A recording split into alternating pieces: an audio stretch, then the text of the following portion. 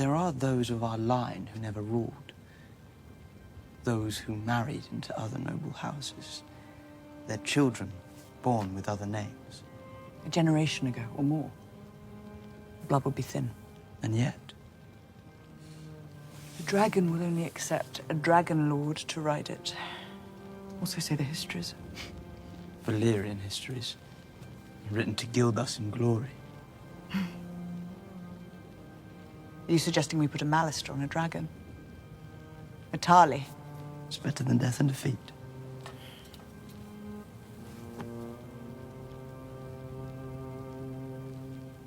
There are records here, surely, of our line, and of those who fell out of it.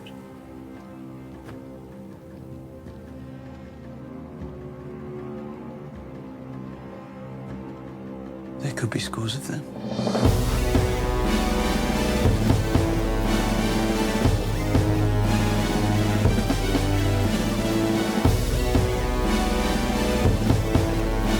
Greetings, and welcome to House of R, a Ringerverse podcast on the Ringer Podcast Network. I'm Mallory Rubin, and it is my absolute pleasure to invite you not only back to the Dragonstone Library, scrolls abound, but also back into the House of R. Joining me today, asking, has my loyalty faded, or does it flourish only at night and flee the sunrise like a moth? It's Joanna Robinson. Consort. Hello.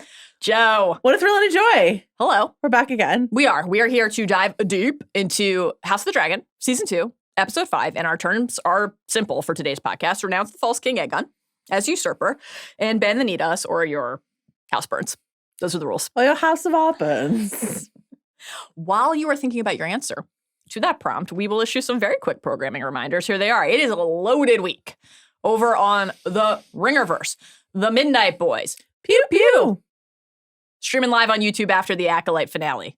By the time this podcast goes up, that probably will have already happened, but great news. That episode's still available for you to check out. Ooh, exciting. Wednesday, Button Mash, EA Sports College Football 25.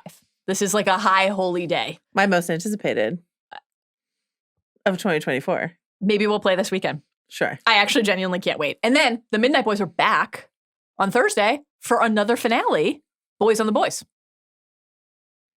Great stuff. Wow. Here in the House of R, we will be with you as well on Thursday because we will be covering the Acolyte finale. And then we will be back on Sunday night immediately after House of the Dragon Episode 6 with Chris Ryan for Talk the Thrones. You can find full video episodes of House of R, Talk the Thrones, and Midnight Boys on the new-ish Ringerverse YouTube channel. So subscribe if you haven't. You can watch the videos on Spotify, and you can listen to us wherever you get your podcasts. There By was a small glitch last week that Yes. Acolyte didn't go up, but that was just because of a one-time thing. Yes, we will be back on video for that this week.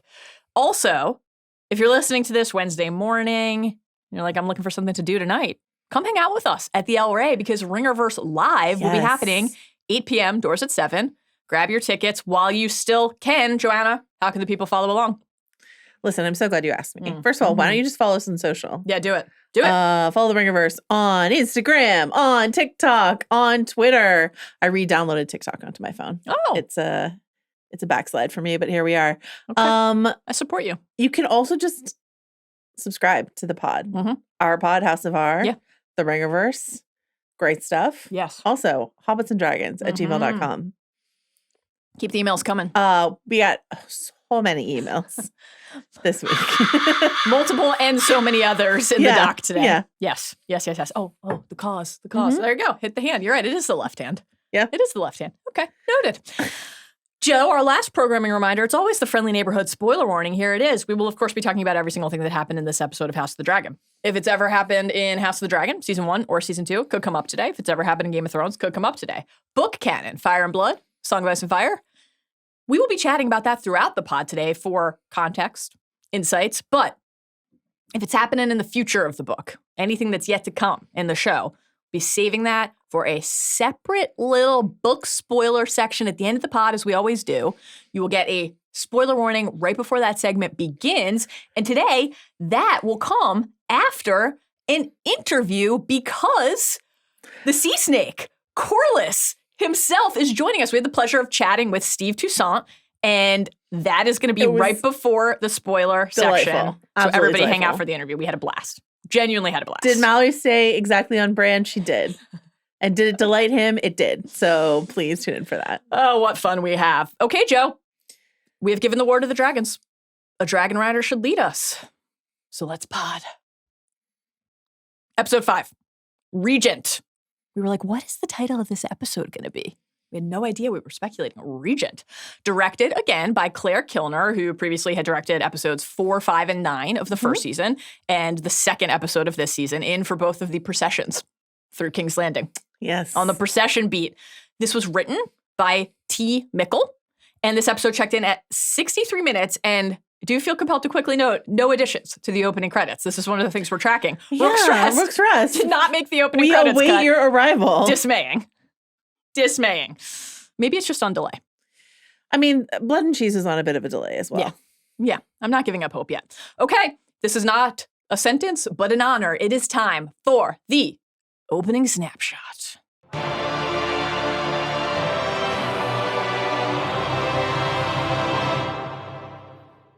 Joanna. Yeah. Give me your quick impressions. Little table setter. What did you think of this 5th episode? I am going to keep this snappy because this will be a multi-hour podcast, I promise. It will?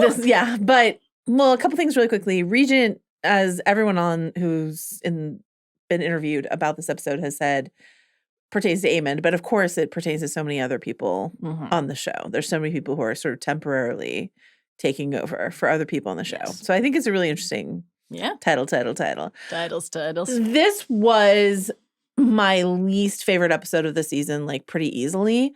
I still liked a lot of it, but it's not for the reason that some people are saying, like, oh, it was filler. It's not a filler episode. Filler episodes really only exist in anime. It's not. We're getting character. Big stuff happens in this episode. Oh, yeah, absolutely. Aemond Targaryen is now the most powerful person in Westeros. Yeah. That was not true last week. Alicent Hightower has no power.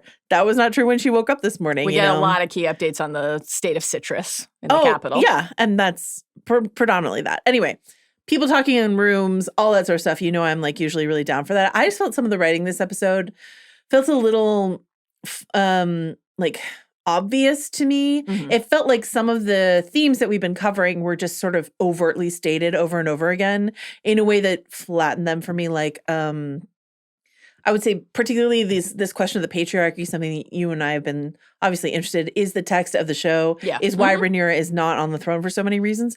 There's several scenes where it's just so overtly stated that it then becomes two-dimensional to me and not the depth that I'm looking for and I know the show is capable of. Right. So there's just like a few examples of that and other themes that I felt like they just said the thing rather than, and other things were just said, like us getting a moment where they say, oh, remember that time that Rhaena tried to claim a dragon and she almost died? And I'm just sort of like, what? You just said it? Yeah. Like, that's a big deal. We never got to see it. And you just said it in a sentence and moved on like it was nothing. So there were just moments like that that felt a little bumpy to me. But there are some incredible performances as always. And the witches are here. So how could I ever be upset? They are. And also we got to watch them peel Valyrian steel armor off of Aegon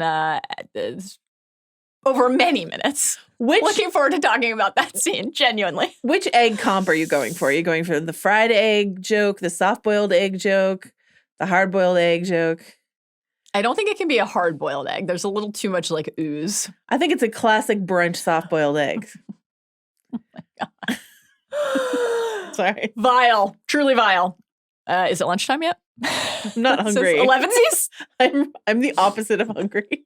11sies? Second breakfast? Thinking about peeling bits of armor like egg even off with of our king. Even with the cabbage leaf brought in?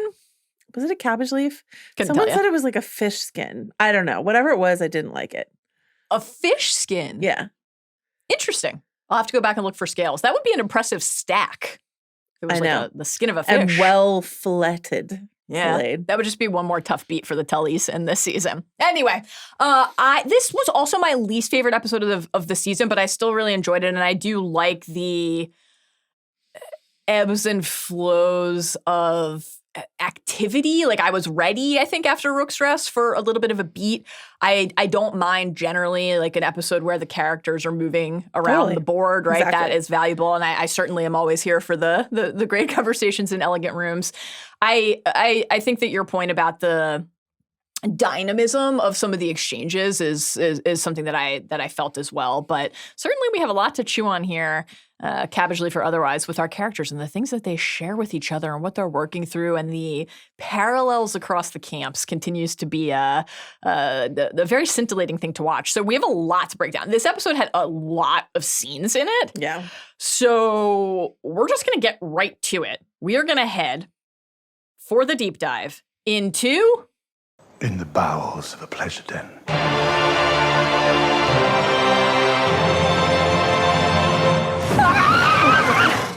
Otto, Boy. we miss you. Yeah.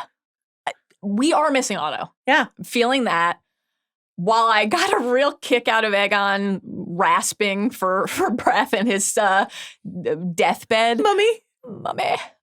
We, I think, missed a little of the Aegon on the front lines energy in this episode too, for sure, right? So yeah, I wonder when Otto will be back. I know.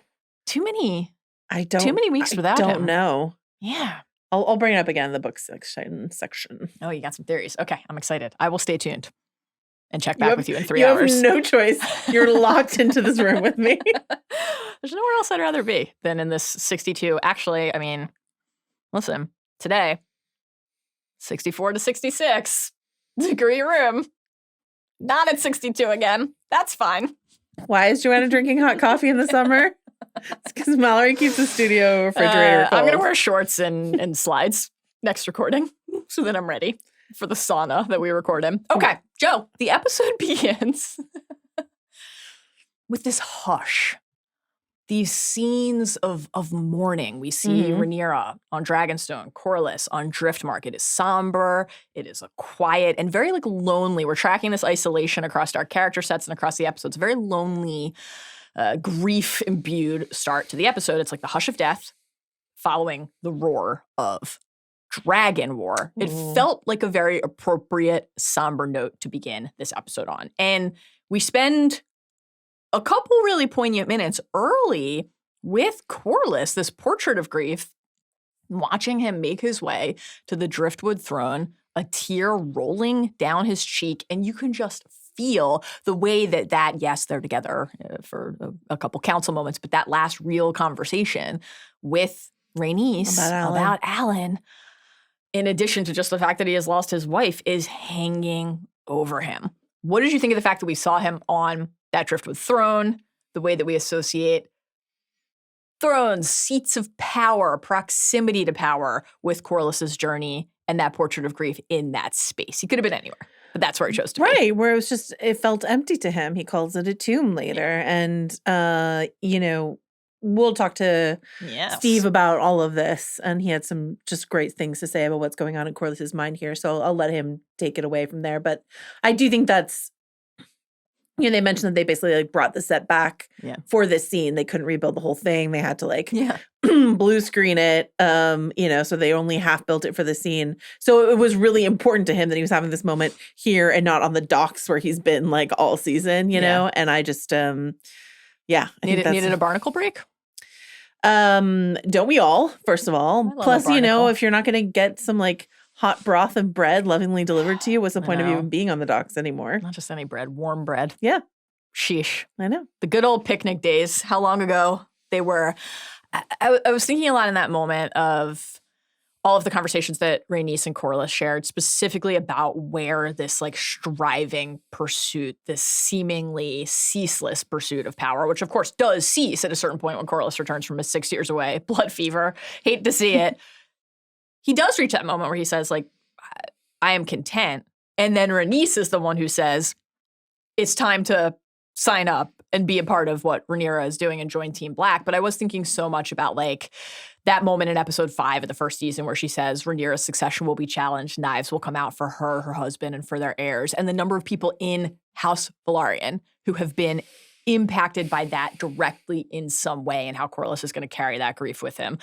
We'll talk more about his conversation with Baela later. And obviously, like you said, we had the pleasure of chatting with Steve about the impact this has had on his character. It was an effective like tone to set at the beginning of the episode. Absolutely. Joe, I'd like you to join me in King's Landing. You know, it's been a summer of confounding box office news. Yeah. Sequels can be tough. Sure. And King's Landing Death Procession Part 2. You're not getting your twisters taken? It landed with a thud. They needed Glenn Powell here. Criston needed Glenn Powell. Where was Daisy Edgar Jones when you needed her? So we see before we get to see this procession how the blockade is impacting the small folk, right? The fruit, rotten, the petrified orange, brutal. Yeah, I should say I've heard a lot of criticism late of Team Black and how they're doing nothing. Yeah. In the war effort. The blockade is tremendously effective, and that's been something they've been doing this whole time. Yes. That is their move. They have blocked the harbor for trade, and you're forced to eat rotting fruit if you're a member of the small folk. Our listener Courtney was asking about the blockade. Aren't ships incredibly flammable? Mm-hmm. Why hasn't Vhagar burned it yet? Mm-hmm. This is what Rhaenys was constantly guarding and when she was constantly patrolling the blockade. Mm-hmm. And the idea is the blockade is quite near Dragonstone. So it's almost like a reverse Rook's Rest scenario where if you bring your dragon, be it Vhagar or Dreamfire, who we haven't seen since season 1, or Sunfire, who is long in the dying. Long in the dying. Long in the dying. My sweet Sunfire. If you bring your Team Green Dragon over to the blockade, you're within spitting distance of Dragonstone, where they've got several dragons ready to roast you. Yeah. So you don't want to bring your dragon out there to the blockade. I believe that's why it's not been Daenerys yet. So painful association still when you mention Daenerys, dragons, and fleets anywhere in proximity to each other. Jeez. We know also from this episode that Vhagar is resting, like some little R&R after gorging, the battle, like established canon from Meleys and Rhaenys, right? Meleys must gorge and rest, and so must I. So obviously until Rhaenys died, Rhaenys was patrolling. Presumably now there's no patrol of the gullet, at least for a short little period here. And so there would be a window, but Vhagar is tuckered down out in those Gatorade gels. Tuckered out. Trying to replenish the electrolytes. I feel like Rhaenyra is like 2 seconds away from being like, Baela, new job. Not my coddled princeling, but you, Baela, please get on the front lines and patrol the gullet. It seems totally in play. Totally in play. So a horn sounds back in King's Landing and a herald arrives. And here's what this herald, this piece of shit, this monster, this blight on society says as Criston's army parades its prize. Meleys' head, still smoking, swarming with flies. Behold, the traitor dragon Meleys, slain at Rook's Rest by your king. So the PR machine. Traitor dragon. For Aegon. Oh, look what Aegon did. But the traitor dragon. So there was a part of me, actually, that was like, yeah, let's acknowledge that the dragons have agency. You know? If I'm being honest, there was a part of me that kind of liked that idea. But this is foul. This is foul. Character assassination for Meleys here. We get this kind of hush that falls over the crowd. Yeah. Described in Fire and Blood as well. Yeah, we were primed for this. In Fire and Blood, it says, it was the head of the dragon Meleys drawn through the city on a cart that awed the crowds of small folk into silence. Septon Eustace tells us that thousands left King's Landing afterwards until the Dowager Queen, Alicent, ordered the city gates closed and barred. Oh, was it Alicent's idea to lock the gates? Classic fucking unreliable Eustace. Male narrators of history. Just like, look what Alicent did. Eustace. How dare you? So we got this email from Dan and actually a few people. And I think this is an excellent point. Yeah. We have been wondering since it happened last season, since Rhaenys burst through the floor and stomped on a bunch of people Shocking stuff. with Meleys at the coronation for King Aegon last season, the usurper. Sorry, I just wanted to make my team affiliations known. Murdering hundreds, if not perhaps thousands of people as she stomped through the floor. Legions. And to quote one of the writers on the show, I don't need to call out names, to quote one of the writers on the show, it was my idea, I just thought it would look cool. Great stuff. They have not really addressed it except a little bit in episode 1 of this season. And you would think that perhaps as they were carting the head of that dragon through the streets, the PR spin was like, behold the dragon that stomped all of you people. Mm-hmm. We have taken her down or something like that. Right. But Otto wasn't here to do any of the messaging. That's right. So we didn't get that. But Dan, our listener, points out that in the behind the scenes, Ryan Condal does not bring up this thing that the dragon Maelys did last season, and its writer Rhaenys did last season. He says, quote, Maelys was a beloved dragon that probably flew over the city hundreds of times. He gestures towards what people have been taught about Targaryen exceptionalism / invincibility. However, it seems pretty odd for that elephant in the room to not even merit a mention here when it involves this very same dragon would have occurred mere months before. I mean, what are months and weeks to this timeline? Who knows? Unless, of course, they've realized how awkward and ill-fitting of an addition to the story that incident was, and they just want to move on and forget about it. Truly bizarre choice. Incredibly odd. Very bizarre. Yeah, this is a great point. On the one hand, I would be inclined to say that, yeah, there's maybe a concerted effort to pretend that this didn't happen. They acknowledge that it was a mistake. There's a desire to just like push for some collective amnesia and we can all move on from one of the truly like misguided decisions in season 1. Mm-hmm. But it came up pretty often last week in the press around that episode. So that makes it a little harder to, I think, say that they're just like, this is not a thing that Rhaenys right. They were and Maelys saying like, did. oh, it was some of her, the reason she really dedicated herself to Rook's rest was regret over what happened at the coronation. Yeah. Odd stuff. For I'm me, happy to pretend that Maelys never exploded through the pit of the sure. the We floor of the kind of dragon forgot pit. about Maelys doing that. That I'd be is glad fine. to kind of forget. I just think it's odd for Condal to go so far as to say Maelys was a beloved dragon that probably flew over the city hundreds of times. Like a beloved dragon that killed many of these people's aunts and uncles and cousins and fathers and, you know, daughters and stuff like that. So moving on. We can move on. It's a great email from Dan and the many others who sent it. Yeah. So this procession, it did not go the way that Criston was intending. He voices this in real time. He's like, don't they know we won? Gawain helpfully is there to say, strange victory. If it was one, right? And this is a question and will be throughout. Like, what can really count as victory? We're going to talk in this next stretch here about the implications of of Criston showing the masses. Oh, yeah. That the strength and might and status of House Targaryen can be torn down in this way. But because we had the little baseball head procession, because we had Jaehaerys' funeral in the second episode, and saw the almost like ravenous response of the people. Yeah. This was, I thought, a very effective counterweight to that. You couldn't escape your notice that this was being received in a radically different way. And we talked about this at the time, about this danger that Otto was really playing with fire in terms of like sort of trying to manipulate and use the crowd sentiment, you know, for their benefit. But when the crowd turns on you, it turns on you. And this was just not I mean, I don't think Otto would have ever sanctioned this, but this was just. I do wish that he just could pop up at the end of the episode and give his notes. And what has Criston done now? Yeah. So the response feels like a couple things are going on in the heads, hearts, minds of the small folk of King's Landing here. Yeah. Part of it is, as we hear, the dragons standing as gods. We get the great moment with the kid who's standing next to Hugh who says, please do this in your accent. I thought the dragons was gods. Wonderful stuff.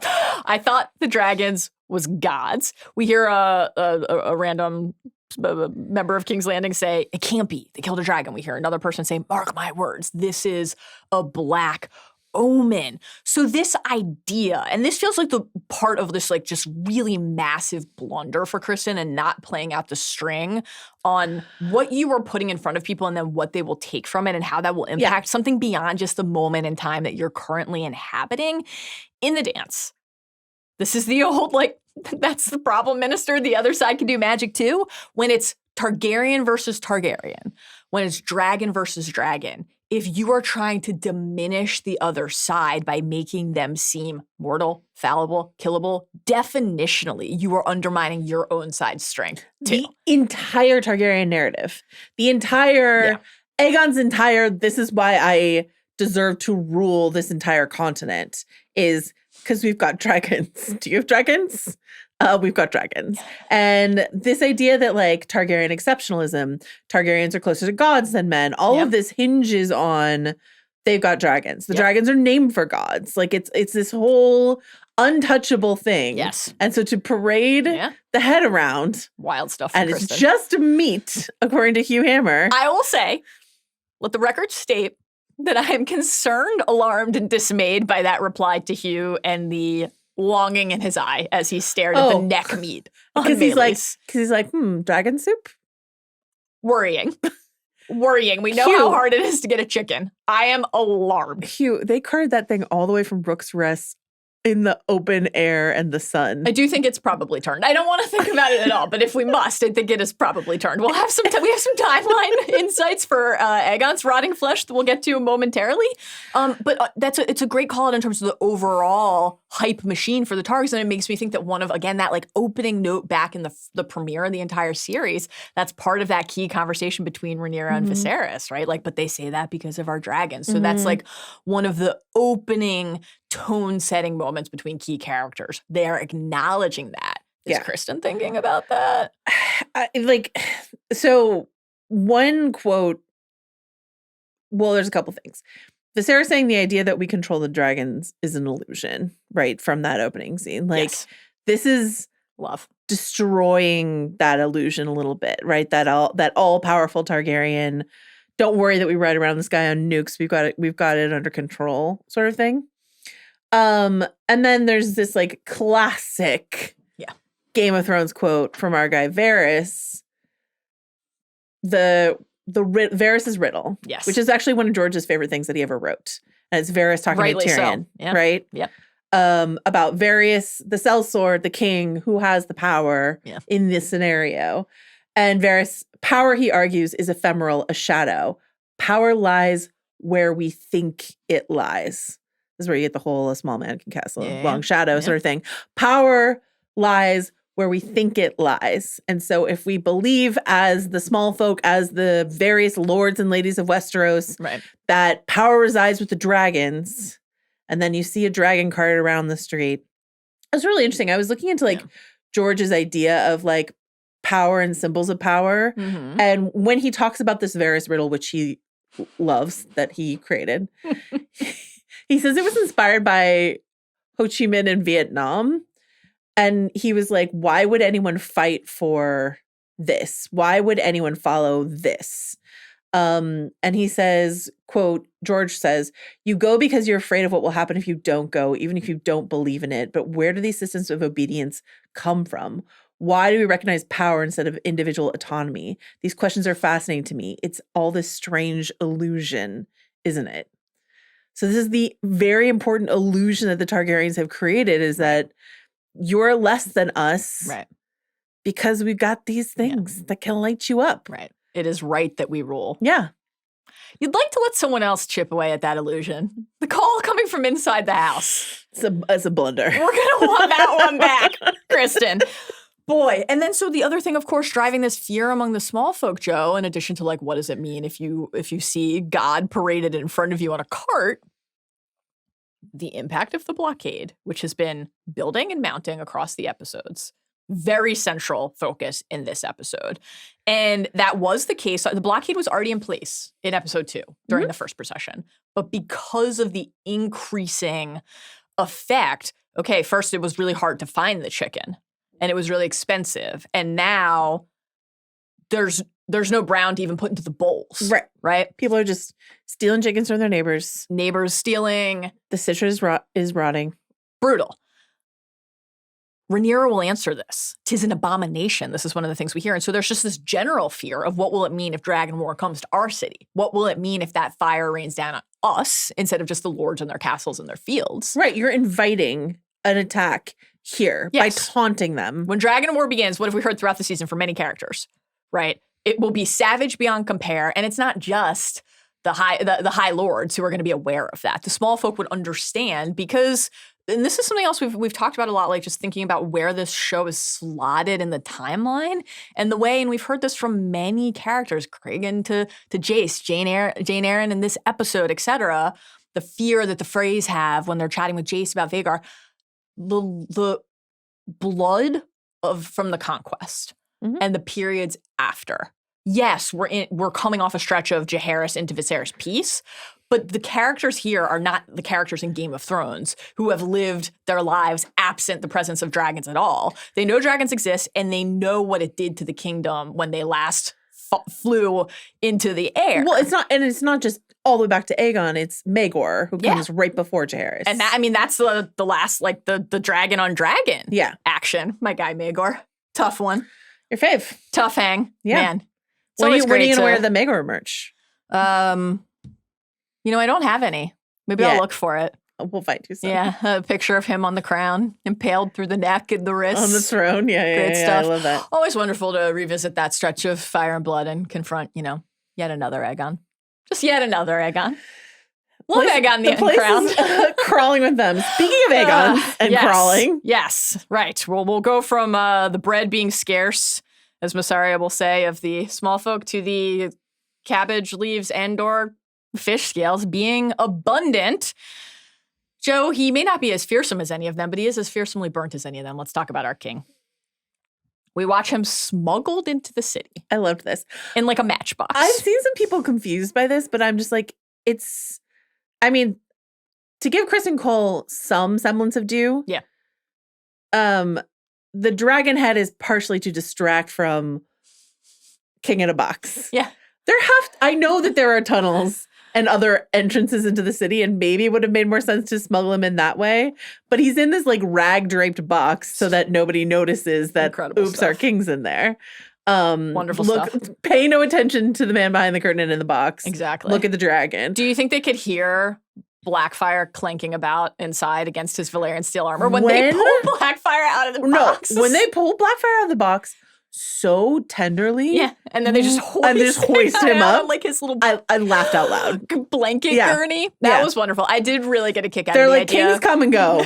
But we only have a few Valyrian steel swords. Blackfire is forever. The idea of that just like bumping against him for a week and a half on their journey. But what's not bumping against him? The dagger. No. Because Aemond has that. It's on Aemond's belt. Alicent clocking that. This great. So we really made a meal out of this visual in the trailers. Oh, Alicent and Aemond up on the walls of the Red Keep looking out. What are they looking at? What are they talking about together? Are they forging? No, they share nothing but a very charged, pregnant silence here. Weighty and some looks. Meaningful looks. Yeah. I really loved the framing because we start by seeing them head on, but then as Alicent they're looking down, and as she's looking at Aemond, we are seeing him in profile from the eye patch side.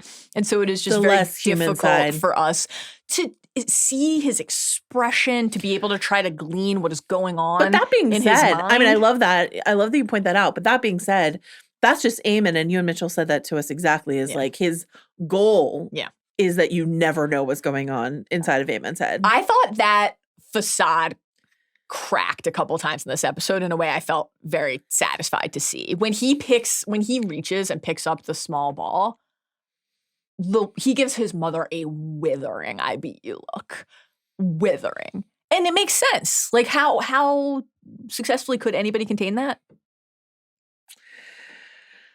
I don't know. What kind of game are you playing? If you're playing the long game, I don't know that again, that's sort of like parading a dragon head through the street. It's like everyone knows you won. You don't need to make a meal out of it. Gotta feel good I guess so. to stare down your thwarted foe / mother, even for a moment. To sort of blink them down. Yeah, exactly. So we follow Aegon's litter it's kind of through the keep. We go up the stairs. We go down the hall. We go past Helena. I laughed again when I saw Helena. Helena's just like wild stuff from Helena in this episode, as always. Excited to talk about her exchange genuinely, with Aemond. I hope she's thrilled. I don't think she is, but I hope she's like, well, that's one more thing I don't have to deal with. You know what I mean? Seems clear from the throne room exchange with Aemond that she has seen what happens. Oh, she definitely knows. Now, the question of like, as you've raised before in prior pods, like, does she see with clarity and context what is happening? Is it these sort of like out of context images and moods Thea and has glimpses? said that it's sort of like hard. I mean, it's possible that she saw this happening like a while back, but didn't know exactly what it would be. And then when Aegon comes back in a box, she's like, "Oh, this." And was it. Aemon's like drooling over the throne. She's like, "Oh, yes, I see." Yes, right. Because it does make you think, like, could she have chosen to say something and prevent this? But I like the idea that it all kind of crystallizes once that it's already one-eyed happened. dragon that I had a vision of roasting the dragon with the crown on it. I guess that was what this was. He'll have to close an eye and wait a few extra seconds in the forest and then burn his brother while Criston watches. Good stuff. So we get to see the horror on Alicent's face as she watches them lower her little like Goopy. roasted marshmallow getting ready for Yeah. a s'more of a son onto the bed. And of course, we were talking about like what would be going through Corlys's mind about the Alan conversation after losing Rhaenys. Well, there's a version of this with Alicent too. We think back to that really harrowing, upsetting exchange that Alicent and Aegon shared before he flew off. So we have to imagine that she's playing all of that through her mind. Again, that remorse of how she spoke to her son and then what he did. Will she get the chance to speak to him again? Wonderful to see that all playing on her face. Well, he's doing nothing, which is exactly what she asked him to do. Now he's doing nothing. Mhm. He's going to be sitting there for a while. Yep. You know, going to need some time to heal. Speaking of healing and the state of medical treatment in King's Landing, we've got some highlights here from this excruciatingly revolting scene that I loved. This was great. It's the peeling. The peeling was, I agree. So which was the grossest part of this to you? Okay. First of all, we learned in the House the Dragons built that it took them 6 hours to apply these prosthetics. Do you know that we don't know for certain, but do you know what I bet was liberally applied here? What? KY jelly. Oh, for the pus. Yeah. This was my favorite detail, I think, from learning. Not necessarily for the pus, for like, I mean, for the pus, but for like just the goop, the goop. goopening, Yeah. the sliming. Yeah. You know what I mean? In the world of prosthetics, it's almost always KY jelly is what they use for this. Yeah. I'm dead serious. It was vivid. It was vivid. I really liked learning that they were operating under the instruction that it had been like at least 10 days on the march. And so the infection and rot had set in, and the pus, it needed to be abundant. Okay, here's my thoughts and feelings on this. Yeah. If it's to war, then we don't have a triage tent. We don't have a maester that travels with us to the battlefield. Yeah. We just leave him in his armor and let him roast. It does seem like we probably should have. Rosby and Stokeworth don't have a maester we can pop in and utilize. Yeah, a little early restorative efforts. Yeah, as we make our way back home. It's a good note. It's a good note. I mean, let Orwell do the like main, but like a little triage would be helpful. It seemed like they did nothing. Absolutely nothing. I mean, he was completely, they had to peel off the plates of the armor. So, okay, let's read the passage from the book that describes his state, because then I have a question for you. Yeah. His royal rider had suffered broken ribs, a broken hip, and burns that covered half his body. His left arm was the worst. The dragon flame had burned so hot that the king's armor had melted into his flesh. Do you think that part of the reason the armor was updated in the show to be Valyrian steel armor is to avoid having to do that effect moving forward? 100%, because we thought they were going to do it and it was going to be really fun, and that's why they spent so long designing it. I was really looking forward to this. And now they're like, Well, Targaryen steel doesn't melt. No, there is like some of the chainmail in the arm, so maybe some of that can make its way into the flesh. Yeah. I haven't given up hope yet. We're holding out hope. I haven't given up hope Yeah, yet. so in the book, as we knew and we're looking forward to, his armor melts into him. Just a wonderful touch from George. And that's just not what happens. Simply not what happened here. What did you think was grosser? The popping of the leg bone, revolting. The peeling of the armor plates off of the flesh, or specifically the great touch of Orwyle and Alicent raising their hands to their nose so that we know that how rank Aegon smells. Like, Bannon, he is not. Not all roasted man flesh smells delicious.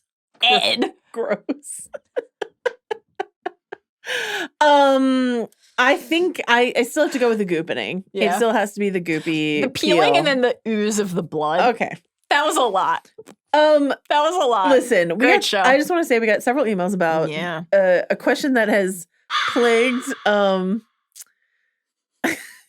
probably George R. R. Martin since HBO first started doing Game of Thrones.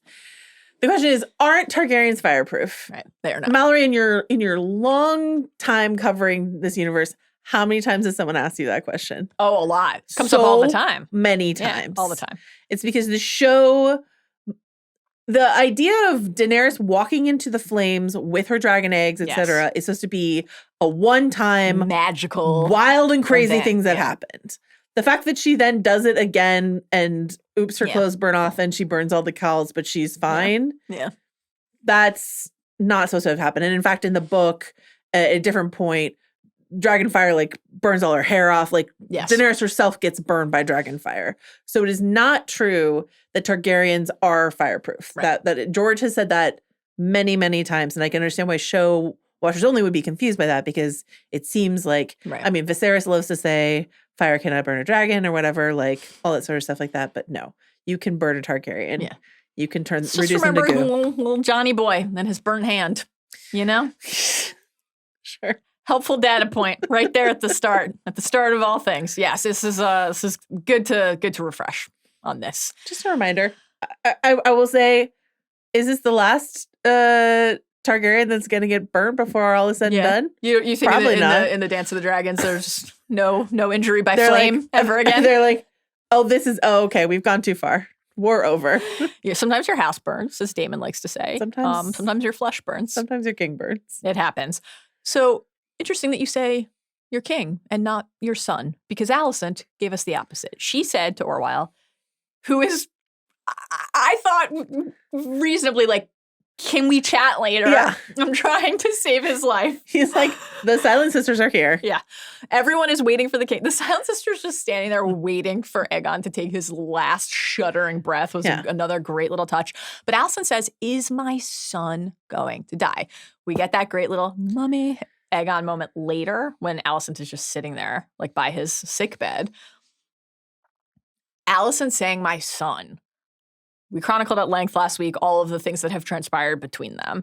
And you felt in that moment most of all, I thought, the remorse that she is carrying for the nature of their relationship as mother and child. She doesn't say, as she might have elsewhere, how is the king? Right. Is his grace going to recover? Mm-hmm. And so like, there's a lot that we can understand about what's going through her head just from those two words, my son. She's probably feeling quite maternal towards Aegon in this moment. I would say she's probably feeling the opposite to Aemond. She's not a fan of Aemond. When he comes in, the crowd like parts for him. Mm-hmm.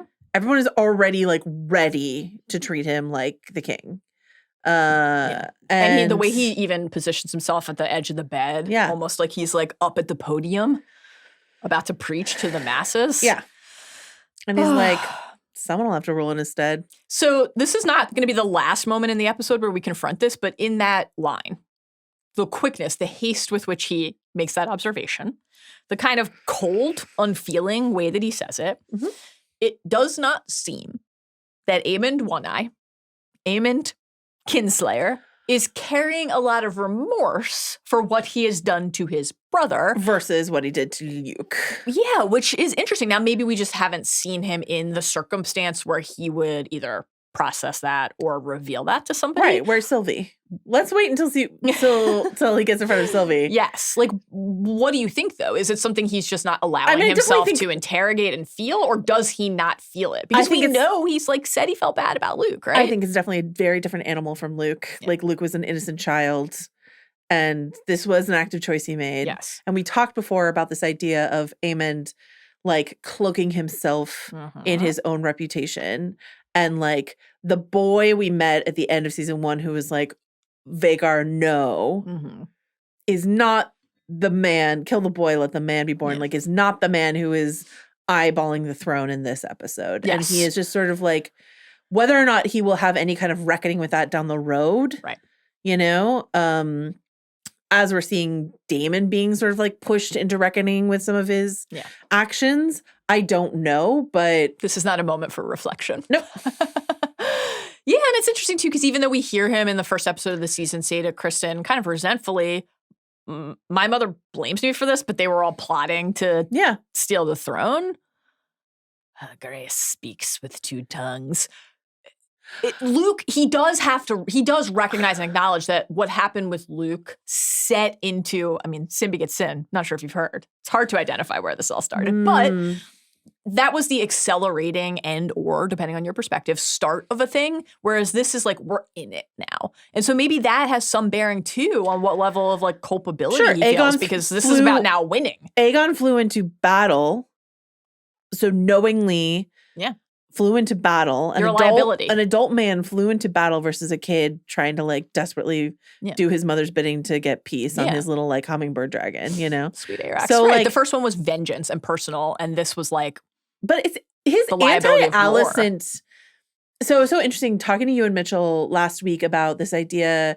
It never occurred to me that he would be harboring like specific resentment towards like someone like Rhaenys, who was, as he pointed out, in the room when he lost his eye and all these adults were there and no one was advocating for him. Right. Alicent was advocating for him. Yep. She was the only one really advocating for him in that room. Yeah. So the fact that he's resentful towards Rhaenys and Corlys and Rhaenyra and Daemon and you know, all these other people, and it was like basically like, I guess, Criston and Alicent who were like on his team, I suppose. Like that all makes sense to me. Where do you think the like anti-Alicent rift start? Does it start post Luke? Because we know from book context how Alicent received, and we got a bit of show context in terms of like little snide remarks at small council. Yep. Do you feel like he was already out on his mom before the end of season 1, or was this a post Luke, her treating him as a monster? We've heard Alicent say multiple times in this episode, like, you know what Aemond is. Yeah. I would trace it back to before An Eye for an Eye. I think that Aemond strikes me as a character who would not let go of the other laments and sources of resentment that he's carrying because you stood for him once, especially because so much of that scene, like, yeah, she is like, he's disfigured, his eye is gone. I know it wasn't really about him. I know it wasn't really about him. And I think he would clock that, like, he became for her in that moment just like another cudgel to use in her war with Rhaenyra. Whereas like before that, he comes back from being bullied and humiliated at the dragon pit, and she's like, what the fuck is wrong with you? Why do you care about the most important thing for who you are as a person? I understand that. I just still think that, like, I really feel like Alicent had not a great, but like an okay relationship with Aemond, and a better relationship with Helena, and a bad relationship with Aegon. Yeah, it's definitely. I think you're certainly right that it has devolved further after Luke. But I think also, like, even thinking about what he voices to Criston in the penultimate episode of season 1 during the quest for Aegon, the race against the better Cardinals. Hat. Yeah. Indeed. Great murder cloak, though. I think even the fact that his mother was propping up this person who he thinks is a joke, there would be a part of him that would say, like, well, what about me? Why can't you recognize that I'm the worthier son? I've studied history and philosophy. Philosophy, Joe. Please. Oh, Aemond, what a wonderful character. Alicent, wonderful character. Team Green, as Chris is fond of pointing out, very interesting to watch. It's also interesting to watch the cleaning of a sword. As it were.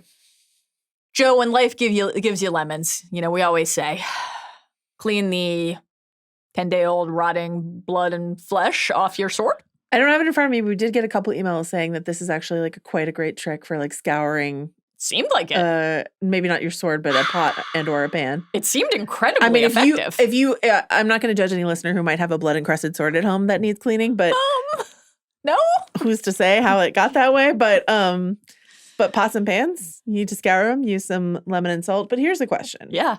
You and I both talked about this in Talk the Thrones, how much we love this visual as like a ritualistic, sort of unclean. Yes.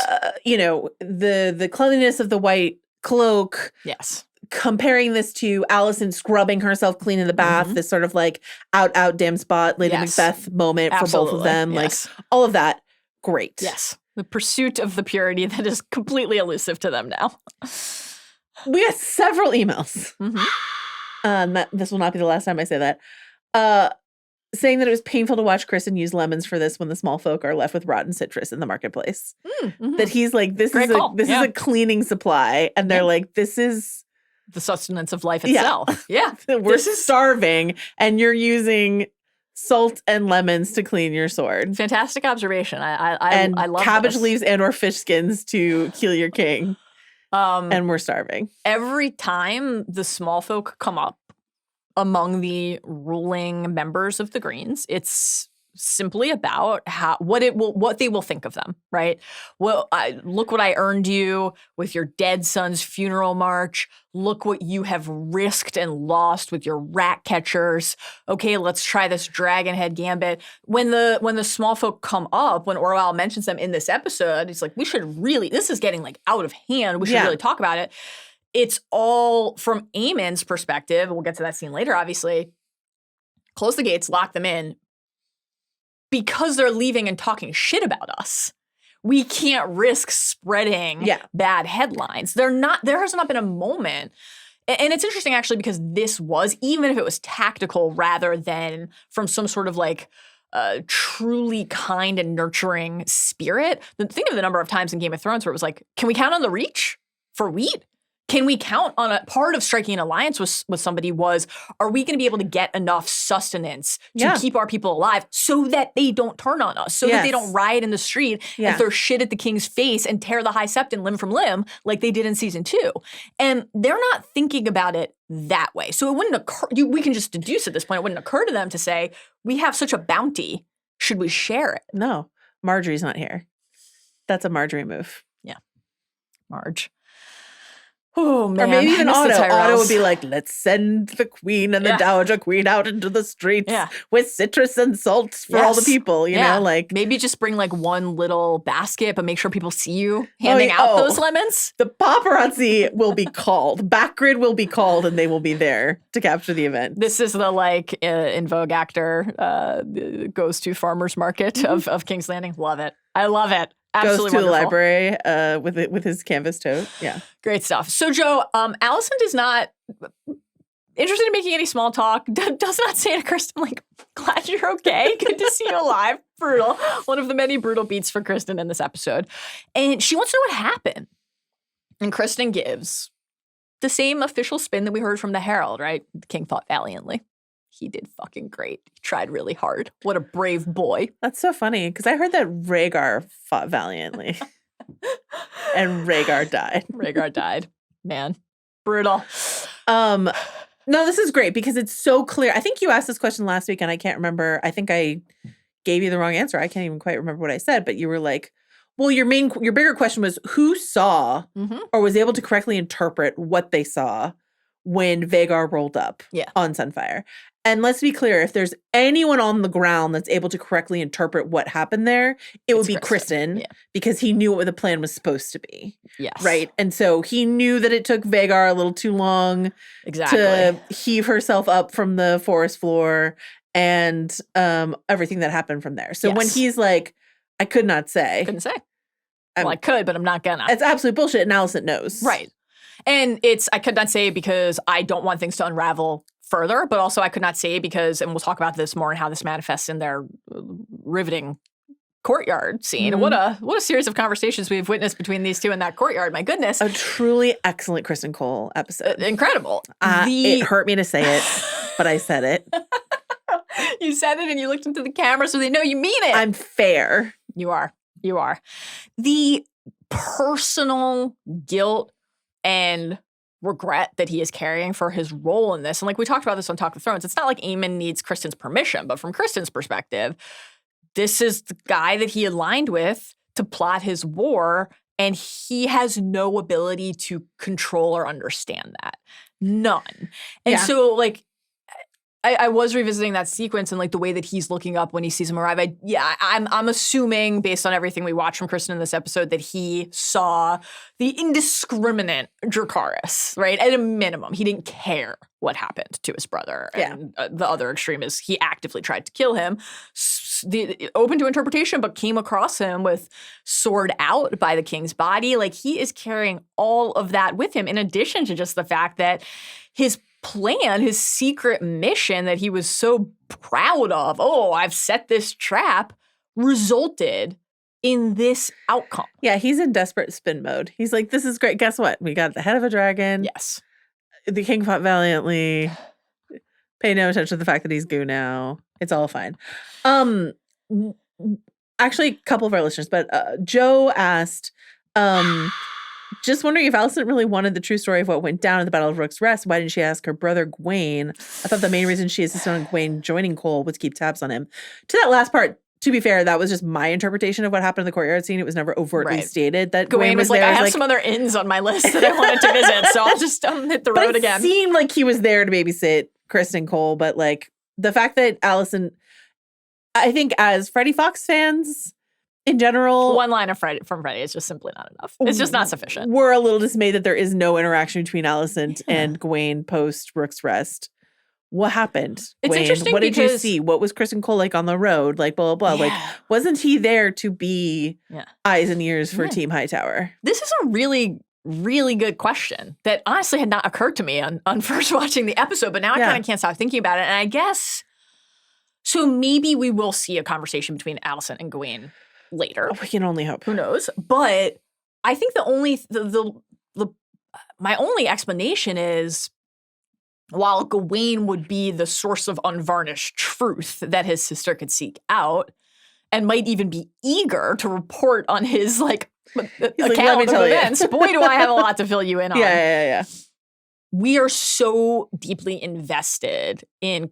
We have just spent so much time with Criston and Alicent that actually I think it would be weirder to have that missing, the conversation between the two of them. I agree, but I want both. Well, that's my question is like, did they just feel maybe that that was one too many versions of the same conversation in an episode that is largely oriented around conversations about the choices and mistakes that people have made and what they'll be allowed to do next. But I mean, will I ever say no to more Gwaine? You won't. Come on. Absolutely not. Very quickly, can we talk about what Criston says about Sunfire? You already quoted this line, the long and the dying. So I think not like people seem a little bit confused about this. Our read on this is that because the line right before it is, I left a meager garrison behind to protect it and the king's dragon. Sunfire was long in the dying. So Criston, I think, is just assuming that Sunfire will succumb to his injuries. Sunfire was taking a long time to die is how you should. But that does not mean that he has died. The phrasing is antiquated, but if you substitute that with, I left a meager garrison behind to protect it and the king's dragon, Sunfire was taking a really long time to die. Right. And he hasn't yet. And he hasn't so died it might yet. as well be like so I my let someone there. Guard dragon while he is marching dying toward what I assume will be death is I think what Criston is saying here. Yeah. Okay. So Jace, let's go to Jace. He's hatching a plot and a scheme and a scheme and a plot. Mallory and Joanna were long in the podcasting. Jace is doing the sulky Daemon thing. Oh my God. The pommel work in this episode, out of control. Like, wonderful stuff. We have been on pommel watch all season, but this is just excellent Criston Cole episode, excellent Jace episode. Oh, a fantastic Jace episode. Just fantastic.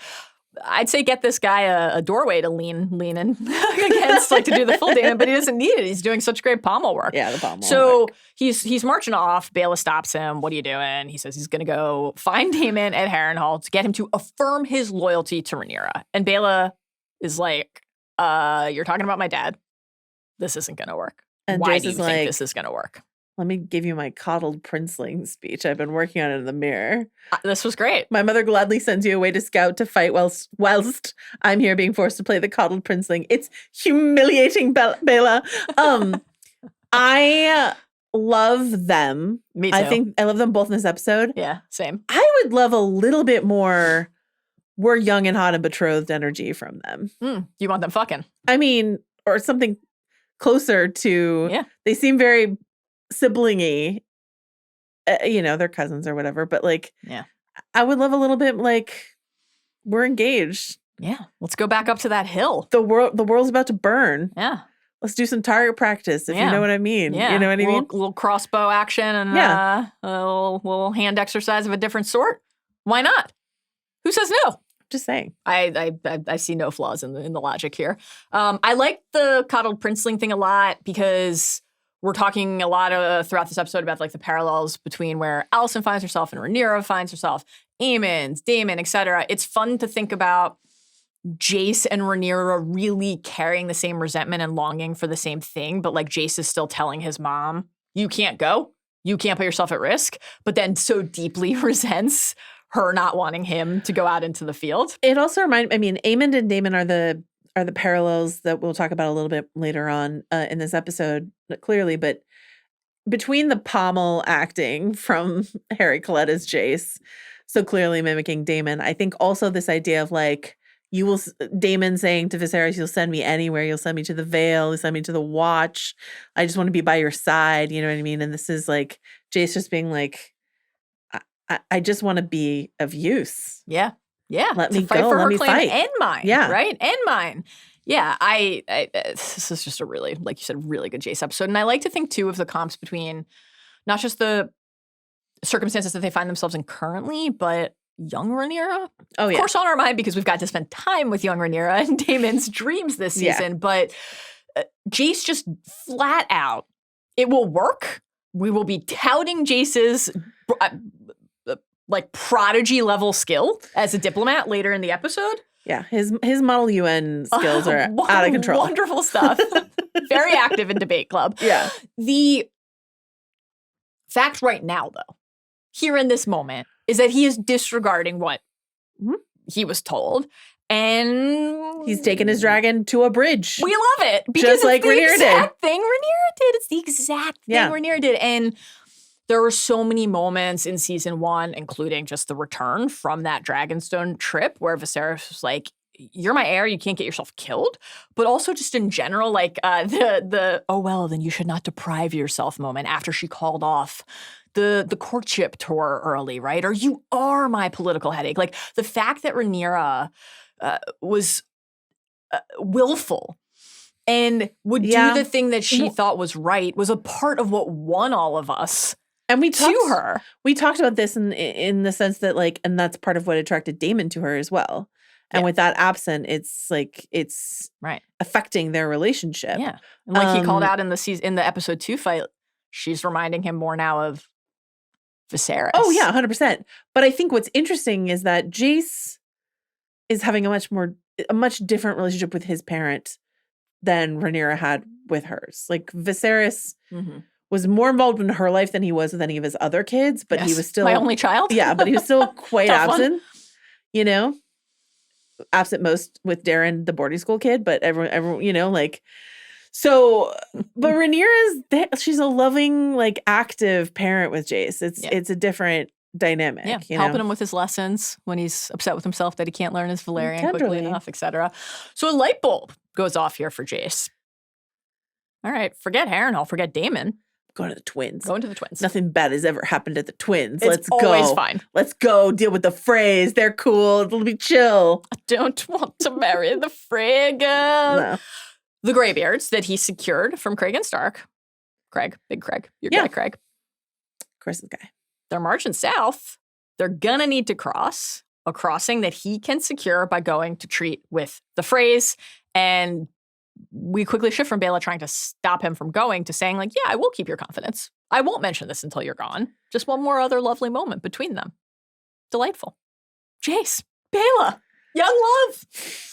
I mean, again, I would love it to be sparkier. It feels like love, like young affection, and I would like it to be. You think they fucked yet? The world's about to end. They should, right? Coupling. Absolutely. Thank you. Yeah, there you go. Coupling.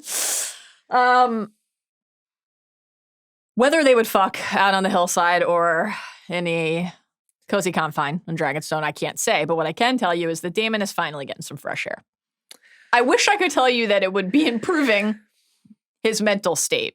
Not so. I'm obsessed with, so there's so much behind the scenes. It's like, Wales, what a country, Yeah. right?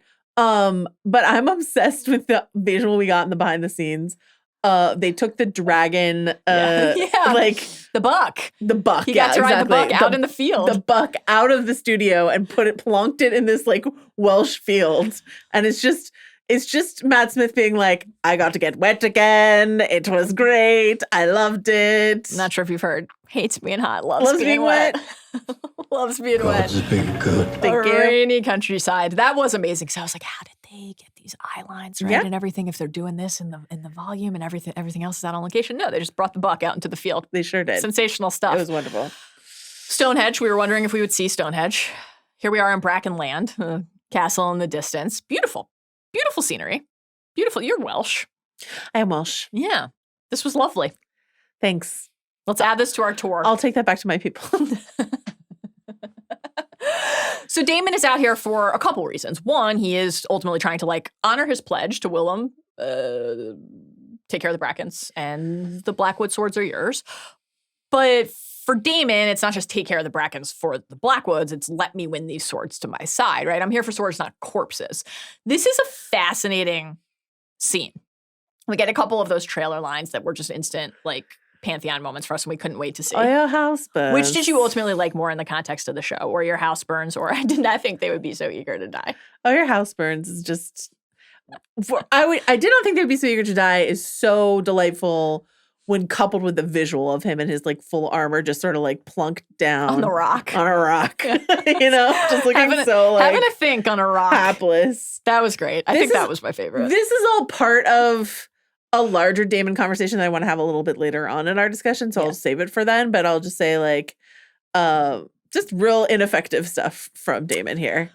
We have some notes. Just really like missing the mark. Yeah. The anti-diplomat. And then also in terms of like undermining your own authority, if he's like, follow me or burn, and they're Yeah. like, we choose burn, And and then you he's do like, and then nothing. you do nothing. Yeah.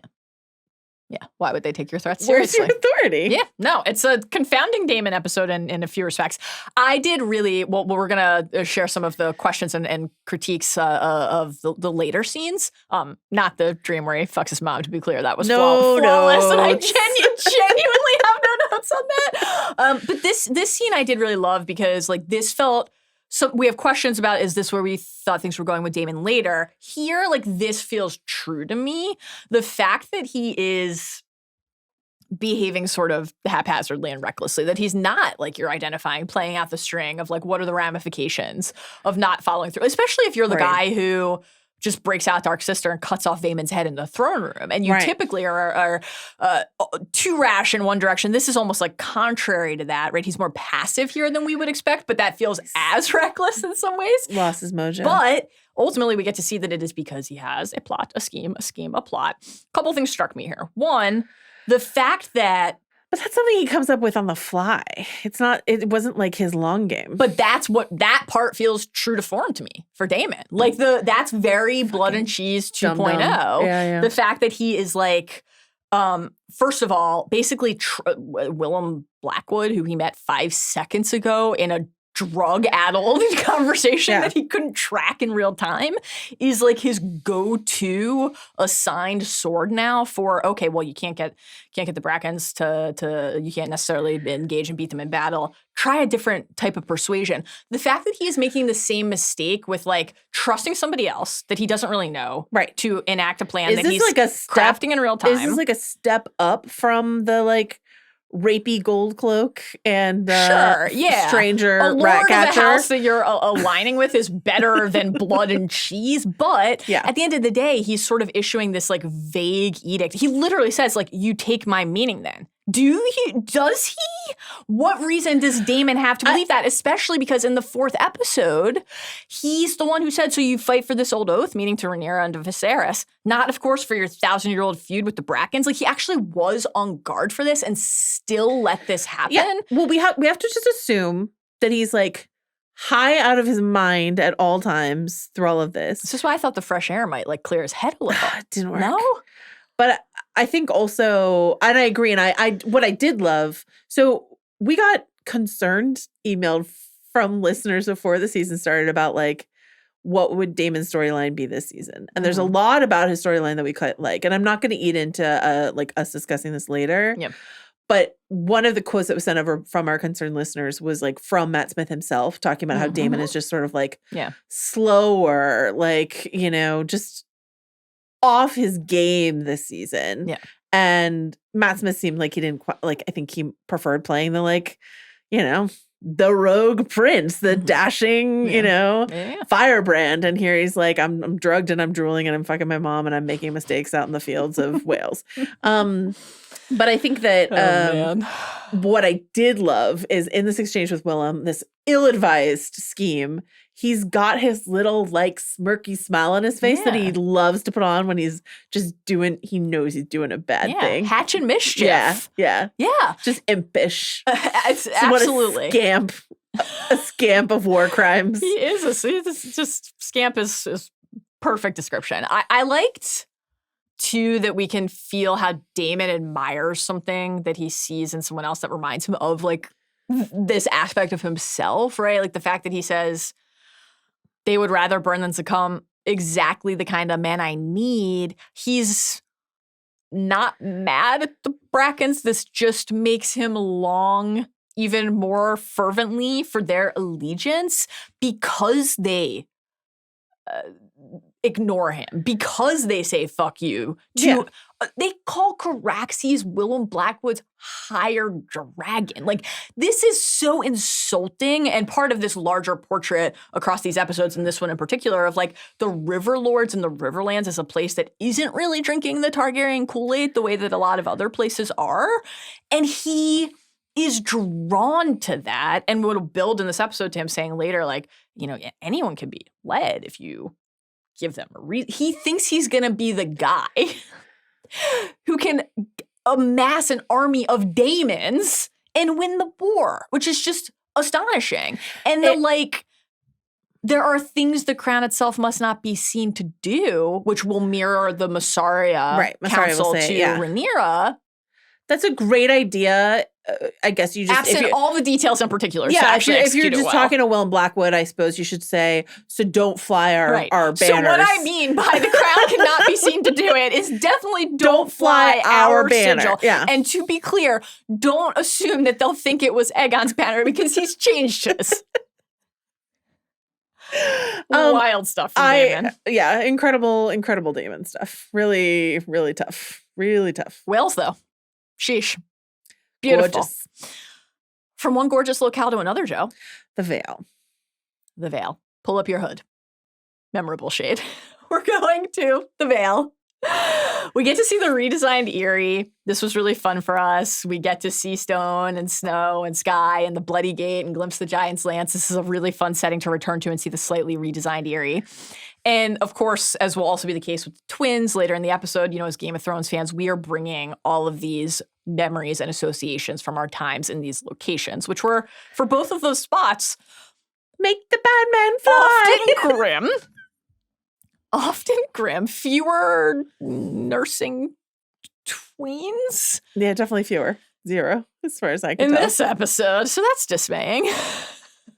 But great stuff from Lady Jane. I was sad, as you know, that we didn't get to see Jace's trip to treat with Lady Jane, but we basically got all of the things that we were looking forward to seeing in that potential scene in this scene between Jane and Rhaenyra, yes. In terms of like what is driving her, I will what her say, motivations are. I really like this actress who plays Jane. I've liked her in other things. This didn't land with the same splash. This felt a little inert to me, this exchange. I do like there's sort of like common cause that they find with each other. And I'm hopeful for like Rhaena in the Vale and whatever that might bring.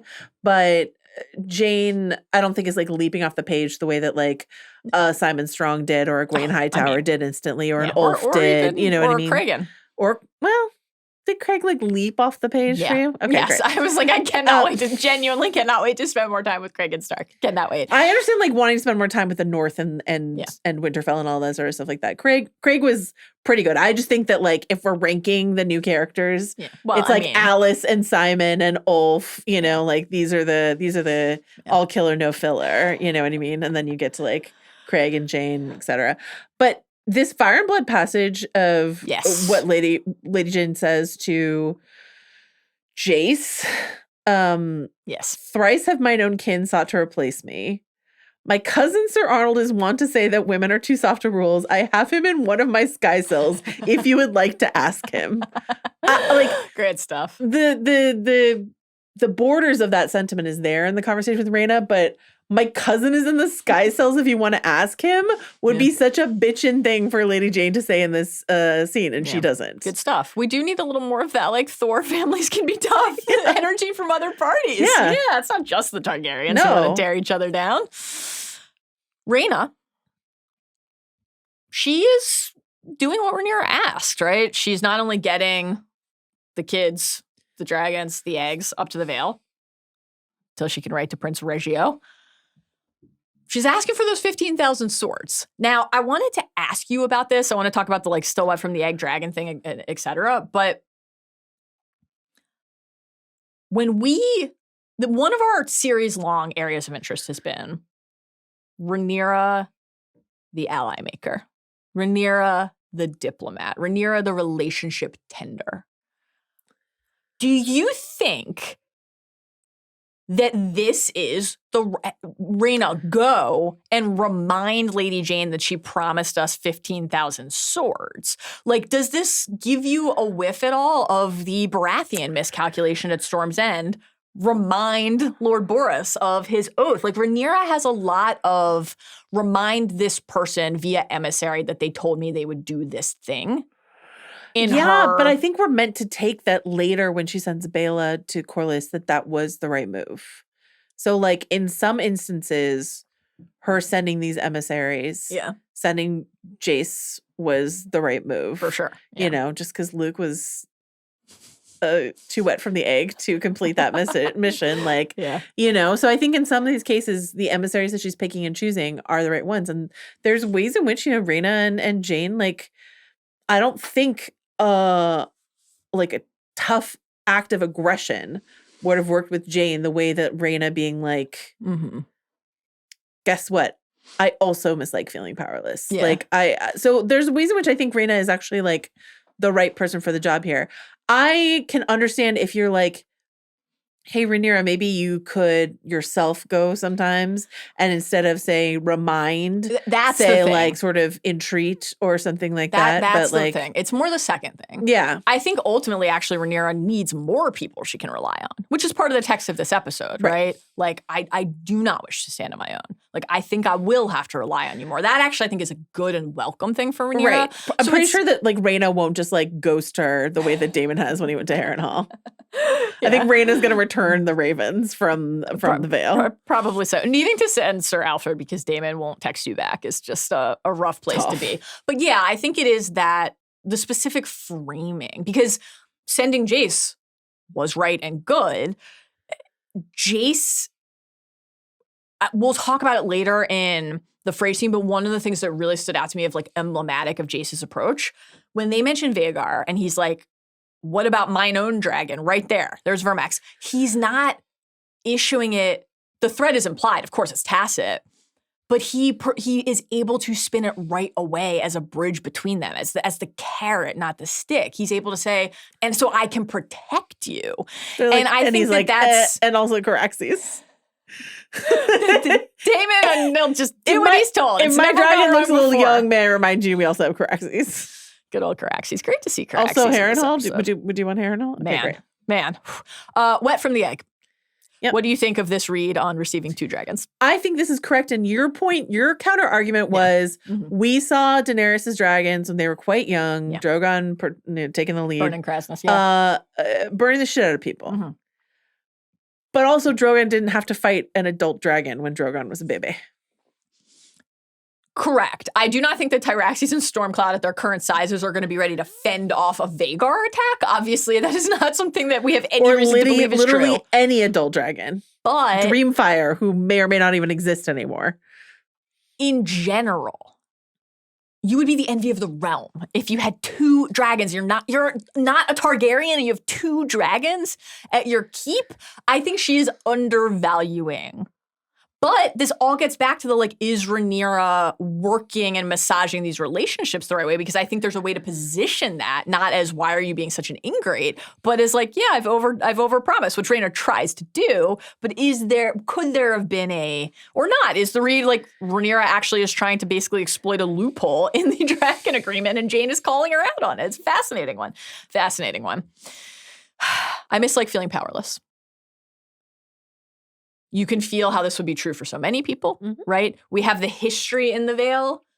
Visenya, during the conquest, flying in on Vhagar, taking the heir, Ronald Arryn, the heir to the Vale, bouncing him, bopping him on her knee to just say, there's nothing that you can do to avoid our dragons. We can reach you wherever you are, right? Impregnable though you may think your castle is. It's not just Bronn and his climbing spikes and his 10 men. It's Visenya and her dragon. I like that tie was present for Rhaena and the way that we've explored with her the mission Rhaenyra sends her on, the conversation that she has with Baela where she's like, do not coddle me. Like, at least do me that. Show me that decency. Rhaena is feeling powerless. And these characters who aren't on dragons, like, I continue to be interested in how the show is showing us the different ways that the characters who aren't riders are contributing and are essential actually to the effort, but also how they feel maybe inadequate in the face of that might. And also for Rhaena, because she doesn't have this dragon, and that has been such a source of pain for her, there would be this aspect of like, how dare you not appreciate the fact that you have 2 dragons now? Like, this is the most precious thing in the world, and my life has been defined by seeking it. That felt present there as well. Joe, let's chat about Rhaenyra. We're going to go a little out of order here, the Black Council scene, into the Mysaria conversation, because that is a debrief of this kind of shocking confrontation that Rhaenyra and Sir Alfred have in front of the assembled. This is one that, like, another thing just, like, really felt too, like, on the nose. Like, you do not think that he would actually say after some marital spat, or it is merely the gentler sex heretofore, has not been much privy to the strategies of battle to his liege in front of the assembled counselors. Like, listen, as someone who has had, like, men talk down to me in my life or whatever, I'm not saying that, like, this doesn't happen in the world. I'm just saying, like, with Alfred especially, they're just, like, putting their foot on the gas so hard with this character that I'm like, I get it. Yeah. This guy sucks and he thinks women are dumb. Yes. This did give me, like, do you really know anything about sports vibes? Do you get that? I think it's a very common thing for women in sports media. I really feel sure that Alfred is not inviting any women to his fantasy football league. So Rhaenyra goes into this conversation with Mysaria. Rhaenys, dead. Yeah. Right? Daemon, gone. Jace on his secret little rogue mission. Mysaria, increasingly across these recent episodes, has become Rhaenyra's confidant. Yes. And Rhaenyra laments to her the way that her council treats her. And it was interesting when Mysaria asked, like, are they blaming you? She's like, I would prefer they did, because that would be almost the product of an active thing, right? Right. Feeling kind of like the prisoner of this passivity. And she laments specifically the fact that Viserys did not prepare her for the fight, the battle. We saw Viserys watching the boys in the training yard. This is the stuff, Lionel. Right. Rhaenyra didn't get that version of that. And like one of our introductory moments with the character, she's flying down on Syrax. She goes to visit her mom in the birthing bed.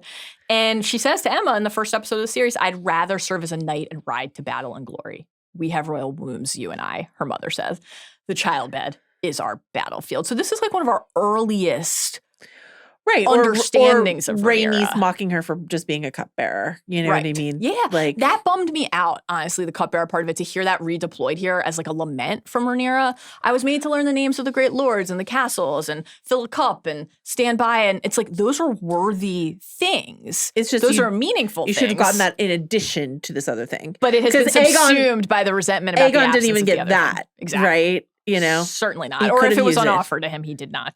He Certainly the declined. cupbearer was not This on is- offer, but the tutelage was. This disparity is definitely like something that, again, it's very much like on the nose in terms of a lot of things in this episode. But this idea of disparity between a male and a female heir in George R. R. Martin's work, we talked before about Cersei and how Cersei was treated versus how Jaime was treated. Mm-hmm. Another example is like Catelyn and Edmure, right? Catelyn was going to be the heir before Edmure came along, but like Catelyn was never given the training that Edmure was given. And so it's just sort of like, this has been something that like George's characters have been thinking about for as long as he's been writing A Song of Ice and Fire. And it's, you know, it is interesting to me. I am curious. I am curious, though, the Visenya thing, which you have been, you know, flagging all season, is so interesting to me for them to say, for anyone to say that like women aren't part of battle or whatever in the Targaryen family is bizarre when these women, you know, Visenya, you know, especially, but like that these Targaryen women have been warriors. Yeah. In the history. Yeah. Warriors and like, you know, you've noted before Jaehaerys and the good Queen Alicent, that Alicent was like as active a guiding hand she was during that. She was the co-regent. Reign. Yeah. And so I like that Rhaenyra is trying to connect to that aspect of her history. Yeah. And, you know, it was interesting, the path I walk has never been trod line to Mysaria, like as she's staring at that dragon skull, to carry both of those truths inside of her at once, to be thinking about Visenya, to be thinking about a sword and a rider and a warrior who was as impactful and consequential as Aegon the Conqueror was himself during the conquest. And then also in tandem with that, to be able to say, but the exact thing I'm trying to do. Yes. Has never been possible before. We had Alicent, who was, I said co-regent, co-ruler, essentially. We had a queen regent before that, but we have never had just a queen with her king consort. It's why Damon's like, should we workshop these titles? Yeah, I've got some thoughts It's on new. the titles. Yeah, do we need that last bit, the consort bit? Speaking of putting a spin on things, workshop and ideas, Mysaria has a positive spin to put on the blunder from the Greens. Criston made a mistake. The people see an ill omen, is how Mysaria puts it, and describes to Rhaenyra the dire straits that we have glimpsed in King's Landing, their fear of this portent, the impact of the blockade. Rhaenyra's response is that going to help me tear down stone and break shields? And Mysaria knows that the answer to that question definitively, without doubt, can be yes. Steve, let's hear this. Do not underestimate your subjects. They are 1,000 living in the shadow of the Red Keep and forgotten for too long. And you think they will turn to me? To the discontented, rumors are feed.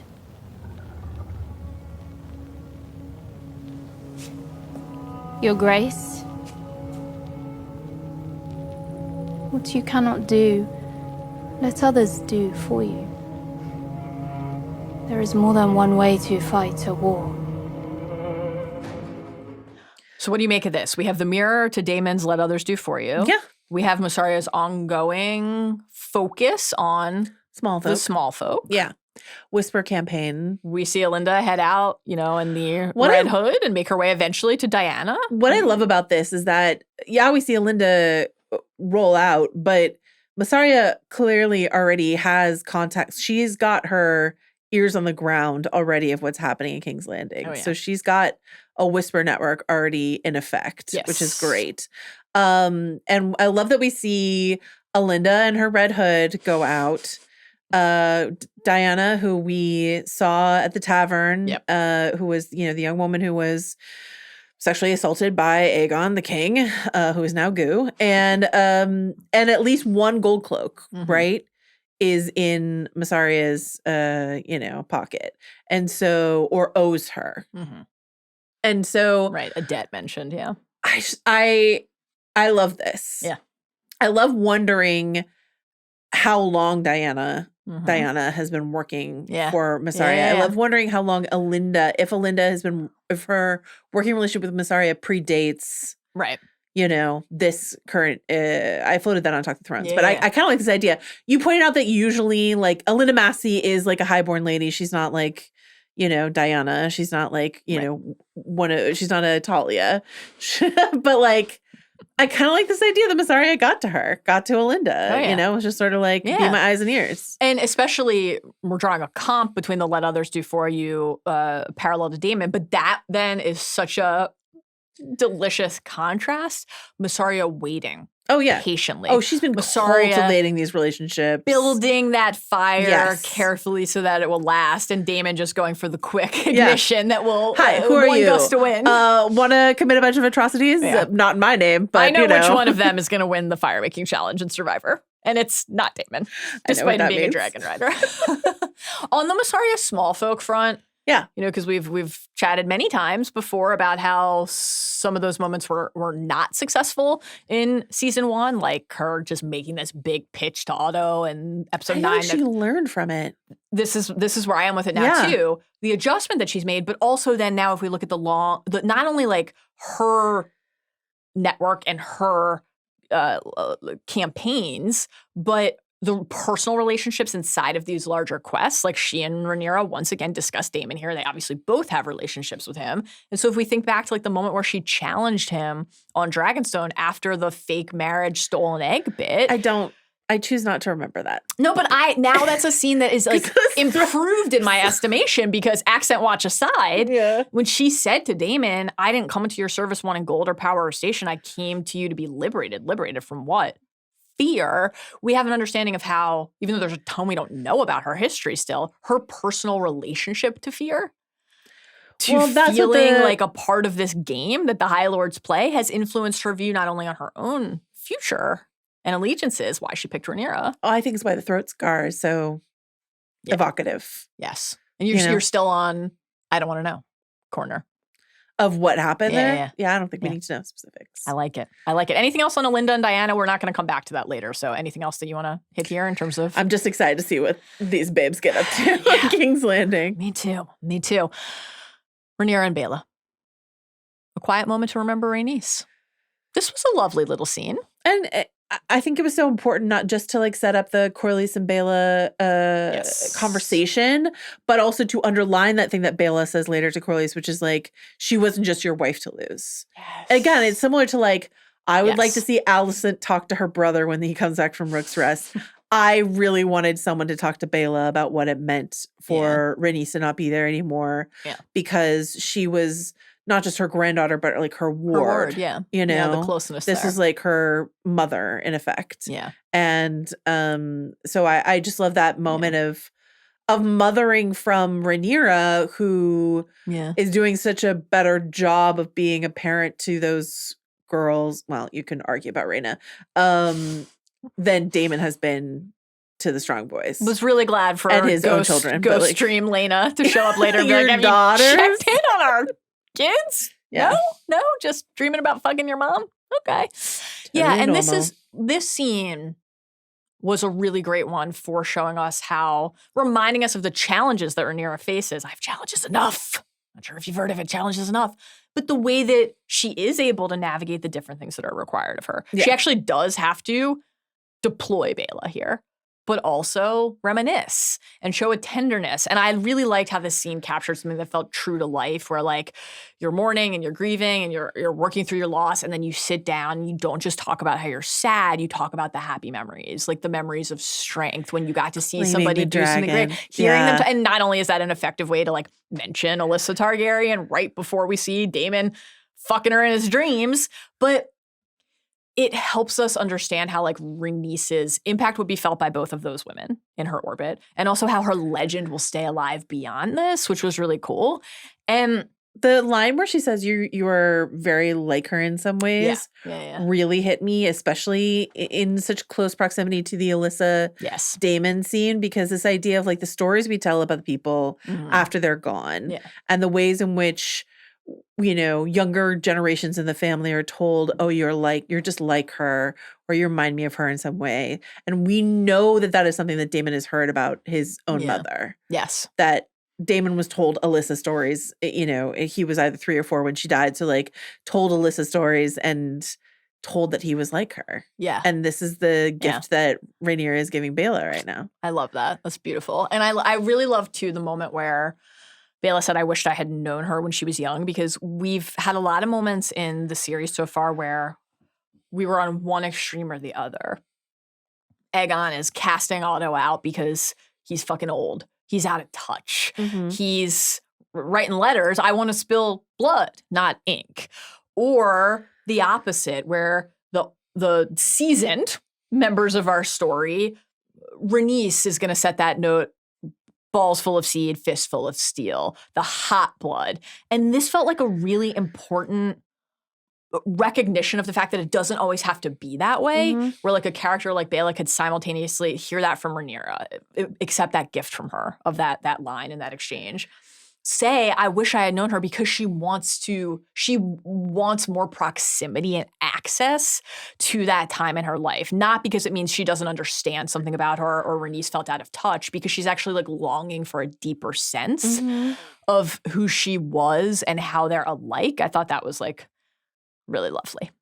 Really lovely. And then this is where we get the handing of the pin. And the I do not wish to stand alone moment for Rhaenyra, which felt huge and like something that like a lot of characters who are struggling would not be able to say out loud, would not be able to arrive at that moment where they can say, I actually do need help. I can't do this on my own. Yeah, and I think it's interesting to think about coalitions versus not. You know, like Jace is an important part of Rhaenyra's coalition versus like, what does Aemond have? Yeah. People who are afraid of him. Had Sylvie, but no longer. One whore is as good as any other. Yike. Sad. Speaking of sex. Okay, good. I was like, how are you going to segue that? Be respectful of Alyssa Targaryen, please. Folks, we are delighted to say that Alyssa Targaryen is in the story, but we do regret to inform you that Damon is dreaming that he's eating out his own mom.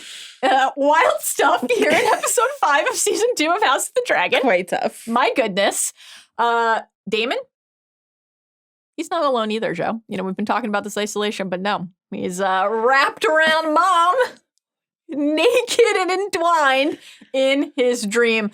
We're going to talk about all of this, but before we do, let's just hear this dream sequence. Okay. Damon. Yes.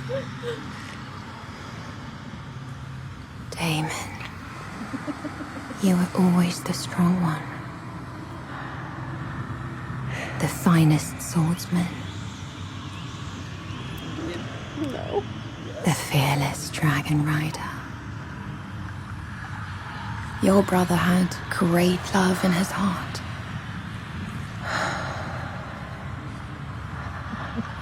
But he lacked your constitution. Viserys was unsuited for the crown.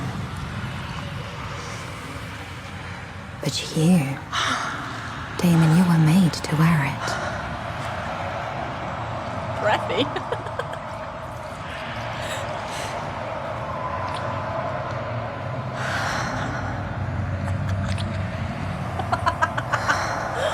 Oh my God.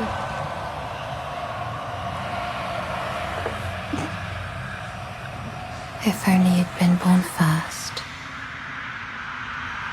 My favorite son. Normal stuff. Why'd you make us sit through that Foley? Every second felt important, and it was. Okay, so we're going to talk about what this means. But before we do, let's talk about who this is. Damon's mom, Alyssa Targaryen. Joe. Okay, I think first and foremost, so book readers will say, First and foremost, Damon's dreaming he's fucking his mom. Anything else is second. you've already said that 9 times, so I think we covered it. Have we? Book readers will cry, this is not what Alyssa Targaryen looks like. Yeah. And I actually think it's kind of the point. Yeah. Oh, yeah. But she's described in the books as with a dirty blonde tangle of hair with no hint of silver, mismatched eyes, one violet, the other green, her ears too big, her smile lopsided, a whack across the face from a wooden sword broke her nose. It healed crooked, right? Yeah. So she is like a scrappy, tomboy, like unusual beauty. That being said, she and her brother Baelon. Those siblings really loved the shit out of each other. They loved the shit out of each other. They loved each other. Since they were children. The Targs. They love each other.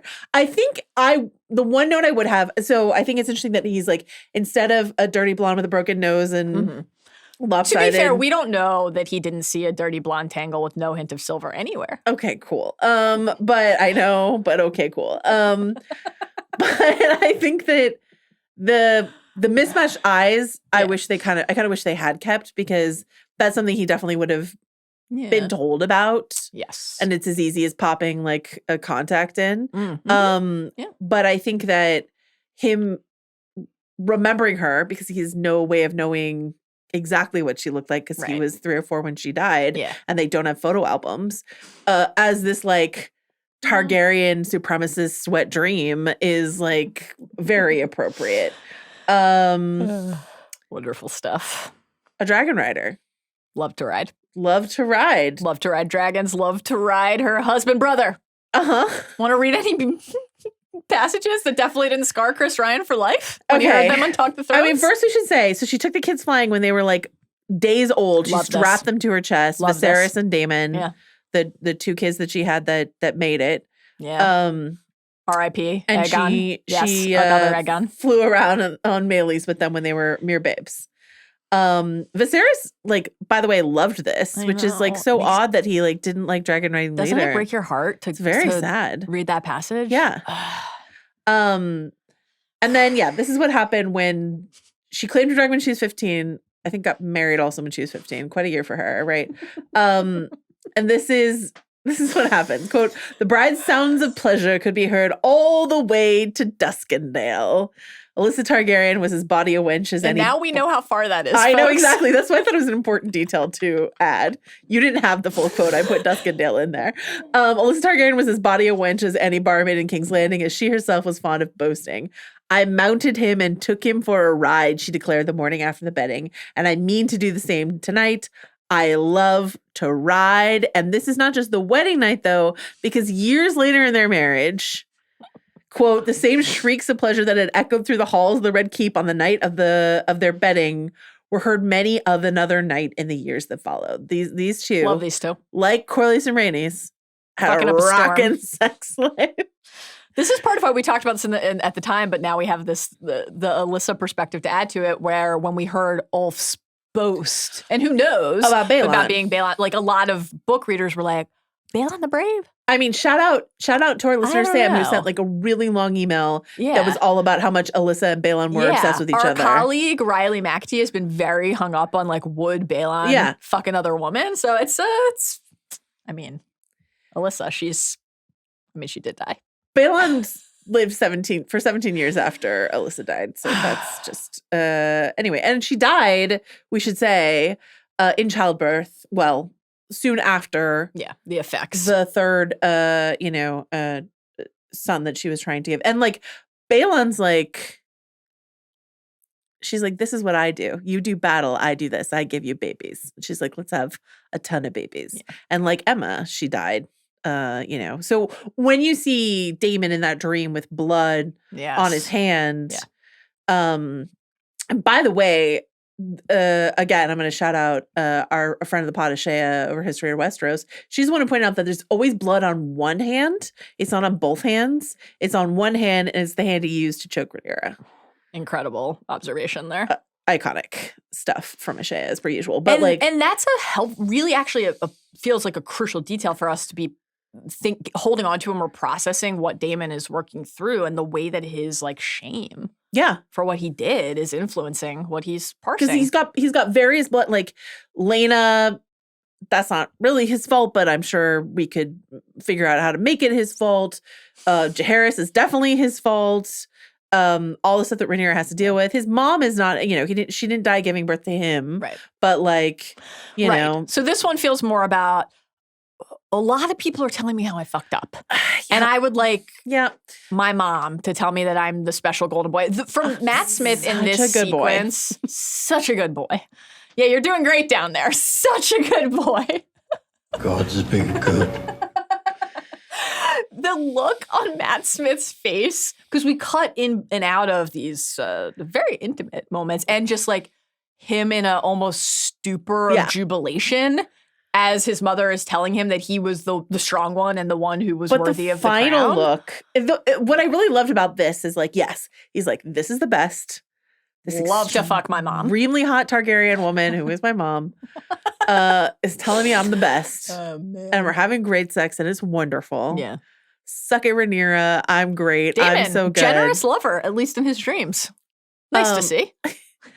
But the fact that at the very end he's like, oh wait, it's my mom was sort of how I interpreted the look on his face. And that I've never had a dream like this. But like like we all have those experiences in a dream where you're like, this is fine, this is great, this is normal. And then you wake up and you're like, wait, that was what I was dreaming about? Yeah. Oh no. My favorite son hit him. It hit him. He was like, oh no. Do you have any thoughts on Oedipus Rex or Freudian? I did look up. Yeah. I told you that I would spend some time with Freud Anything between now and then. Share first of all, Oedipus or Freud? Most of Freud's theories have been wildly like debunked and rejected by the psychiatry community. But there is this idea that like to dream of having sex with a parent, which is, I guess, a fairly common dream. Yike on bikes. Is fairly common. No. Is to dream of like approval. Well, and which is exactly what we have here. Yes, not only like I was thinking back to the now in hindsight very prescient mailbag question that we got about Daemon's love language and Rhaenyra's love language, and we talked about words of affirmation, and so to feel how true that is for him, how desperately he needs that, especially because the other people in his life you're pathetic. Rhaenyra tells Alfred later, like, I'd tell Daemon I'd like to continue our last conversation. Well, that was how it ended. Yeah. So what feels better? Your wife/niece telling you you're pathetic? Explaining to you quite clearly how you have brought about the ruin of her campaign? Yeah. Or your mother? Fearless dragon rider. Telling you what an expert swordsman you are. Indeed. We should say, by the way, that even for the Targaryens. Oh, yeah, this is verboten. Mother and son. This is a no. No, even the Targaryens this is a no. would be upset by this. There's possibly like one example of this, but for the most part, this is like, and I love that like the writers, in order to find something really edgy for something for Daemon to dream about, had to get like, they're like, well, what is left that is taboo? Oh man. This was great. Yeah. Viserys' words about Alyssa in season 1 on your mind here? Yeah, of course. He knew. You were always mother's favorite. It's no great mystery. You were. Our mother, she had no regard for custom or tradition rules, and I, sadly, was no great warrior. Are you, sorry, just really quickly, it's just been on my mind since I first saw this. No, this is very innocent. Do you know who the Smothers Brothers are? Mm-hmm. You do? They're like a comedy act from like the 1960s. My dad was like obsessed with them. And like one of their most recurring bits was Mother Always Did Like You Best. And I've just been thinking about that. Any incest humor? Not that I know of, but I mean, perhaps it's worth going back and taking a listen to the Smothers Brothers comedy routines. Mother Always Did Like You Best is definitely what the energy Viserys is bringing there. Love when something comes up from the archives, whether it's Smothers Brothers or a Goose Duck callback. Cutting right from this dream to Simon penetrating from reality, different kind of penetration than what we got in Daemon's dream, to the meat. Daemon says he doesn't have an appetite. For any of it. Ate enough of mom? What do you think? Gross. So I'm so sorry. You're not. The callback you're mentioning is that when Rhaenyra and Laenor were meant to be engaged and they're taking a stroll on the beach and she's like, I think you are gay. and that's okay. Yeah. And we'll just figure it out and it'll be fine. Yes. And it really would have been if it hadn't been Absolutely. for those meddlesome high towers.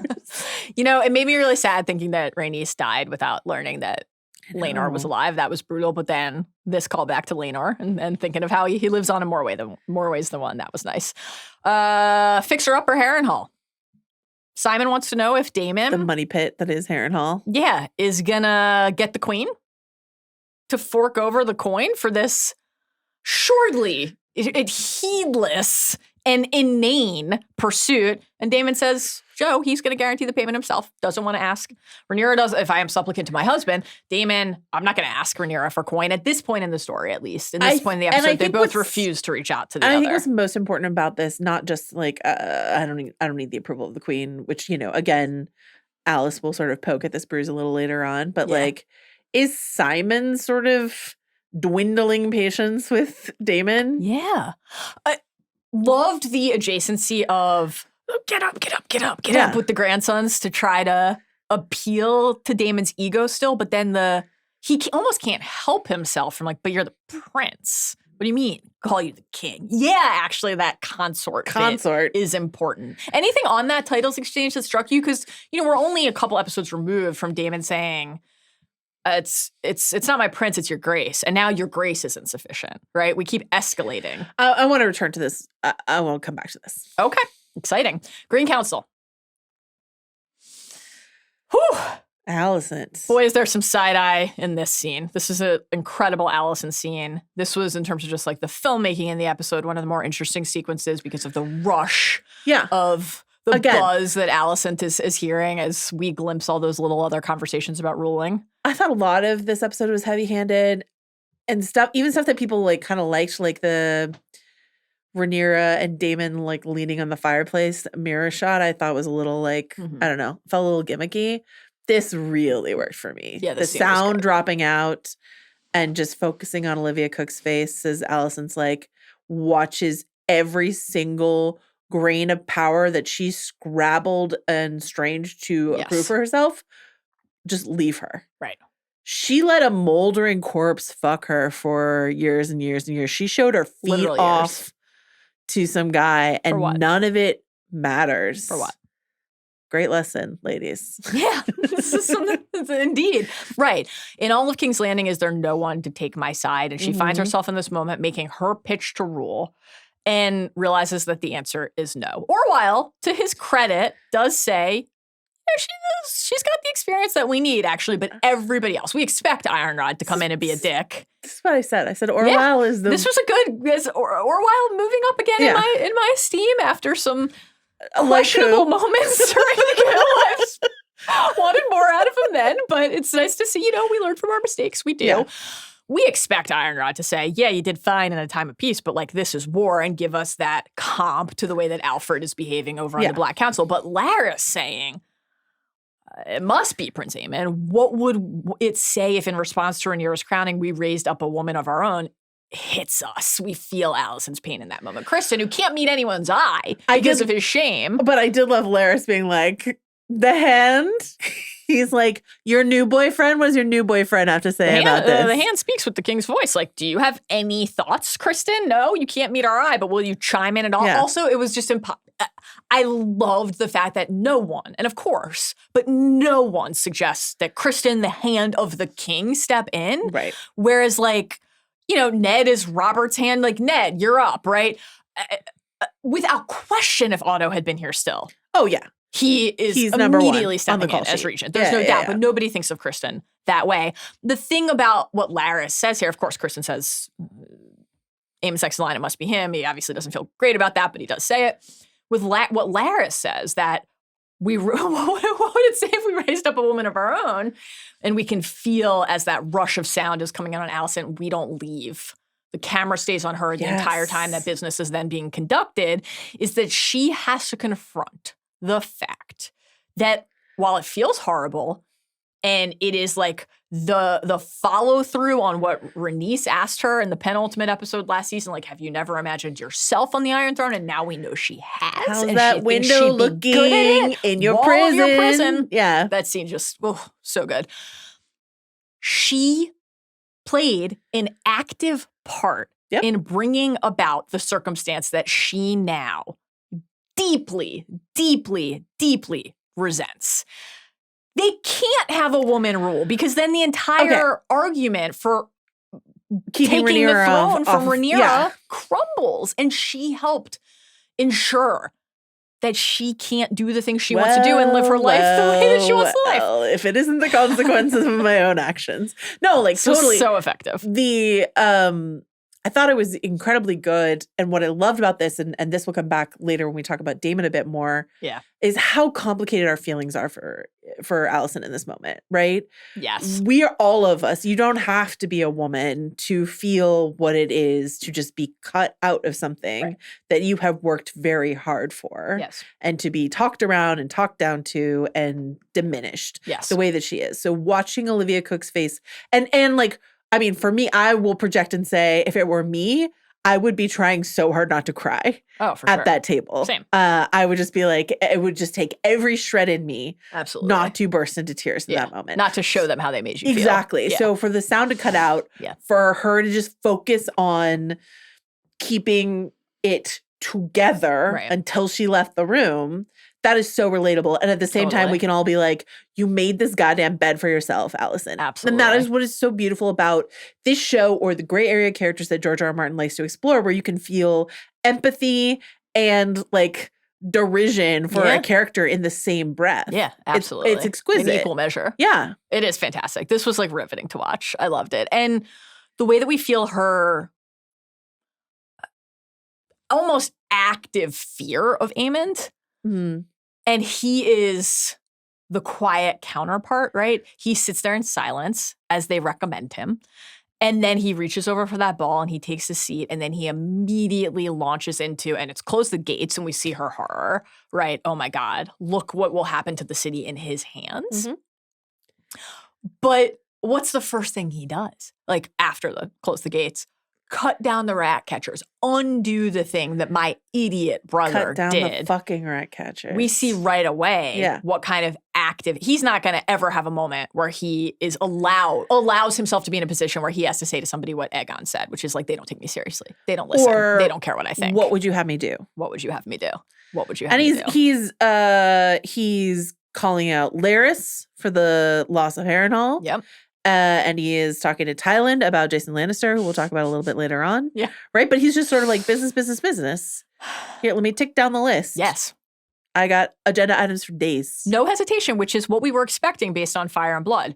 You must rule the realm now until your brother is strong enough to take the crown again, the king's hand told Prince Aemond. Nor did Sir Criston need to say it twice, writes Eustace. I've always loved that line, nor did Sir Criston need to say it twice. And so one-eyed Aemond, the kinslayer, took up the iron and ruby crown of Aegon the Conqueror. It looks better on me than it ever did on him, the prince proclaimed. That line from the book was on our minds when in episode 9 last season, we heard Aemond say, I am next in line to the throne. Should they come looking for me, I intend to be found. Now, they were never going to make a 2-year-old regent, but this is one more clarifying moment for us where it's like, right, Maelor didn't make the show because so they cut he needs Maelor. to just be the heir. Yeah. Yeah. I have more questions, but sure. Aemond, Daemon, brotherly heirs to kings they thought they'd be better than? Right. I One mean, more comp. I think it's clear the comps that they're trying to make here. Anything else on this scene, Joe? Rhaenyra's line later to Miss Arya, or earlier, later, elsewhere, where she says they speak around me but not to me. Yes. Is, very much identical to what is happening to Alicent here. And I was also reminded in Alicent's absolute, gobsmackitude about what's happening to her, it reminded me so much of Tywin telling Cersei that she has to marry Loras. That Cersei's like, I have orchestrated all of this shit. Yeah. I have gotten Joffrey, my incest baby, on the throne. And now you're here to treat me like I'm a pawn. Right. A broodmare, she says. Yeah. Yeah. You know what I mean? Like, are you fucking kidding me? I have been in charge. And now all I'm good for is to be married off to Loras. Great call. And to your point from a few moments ago about how we can kind of hold and appreciate this duality in our minds, you can have the Tywin, you're not as smart as you think you are. reply. And then you can build towards Cersei being able to say to him, all your obsession with legacy, you never even knew what was going on in your own family. Oh, yeah. And for all of that to feel True. I mean, it's one of the many reasons why I love Cersei, because because I could feel for her often and then also absolutely hate her. Yes. That's the joy of Cersei. We're going to combine, Joe, a couple scenes into our just a brief little interlude here with Hugh and the small folk, because we go back home with Hugh yet again with his wife, Kat, and their increasingly like gray child who seems like barely alive. Oh my God. Rough. Yes. Rough. And Kat is calling out, Hugh, you're waiting on this promise from the king. It's horseshit. Why can't you see it's horseshit? Ghosts. With them, you can feed the mouths of ghosts. Ugh. And so they're like, okay, time to go to Tumbleton. Yes.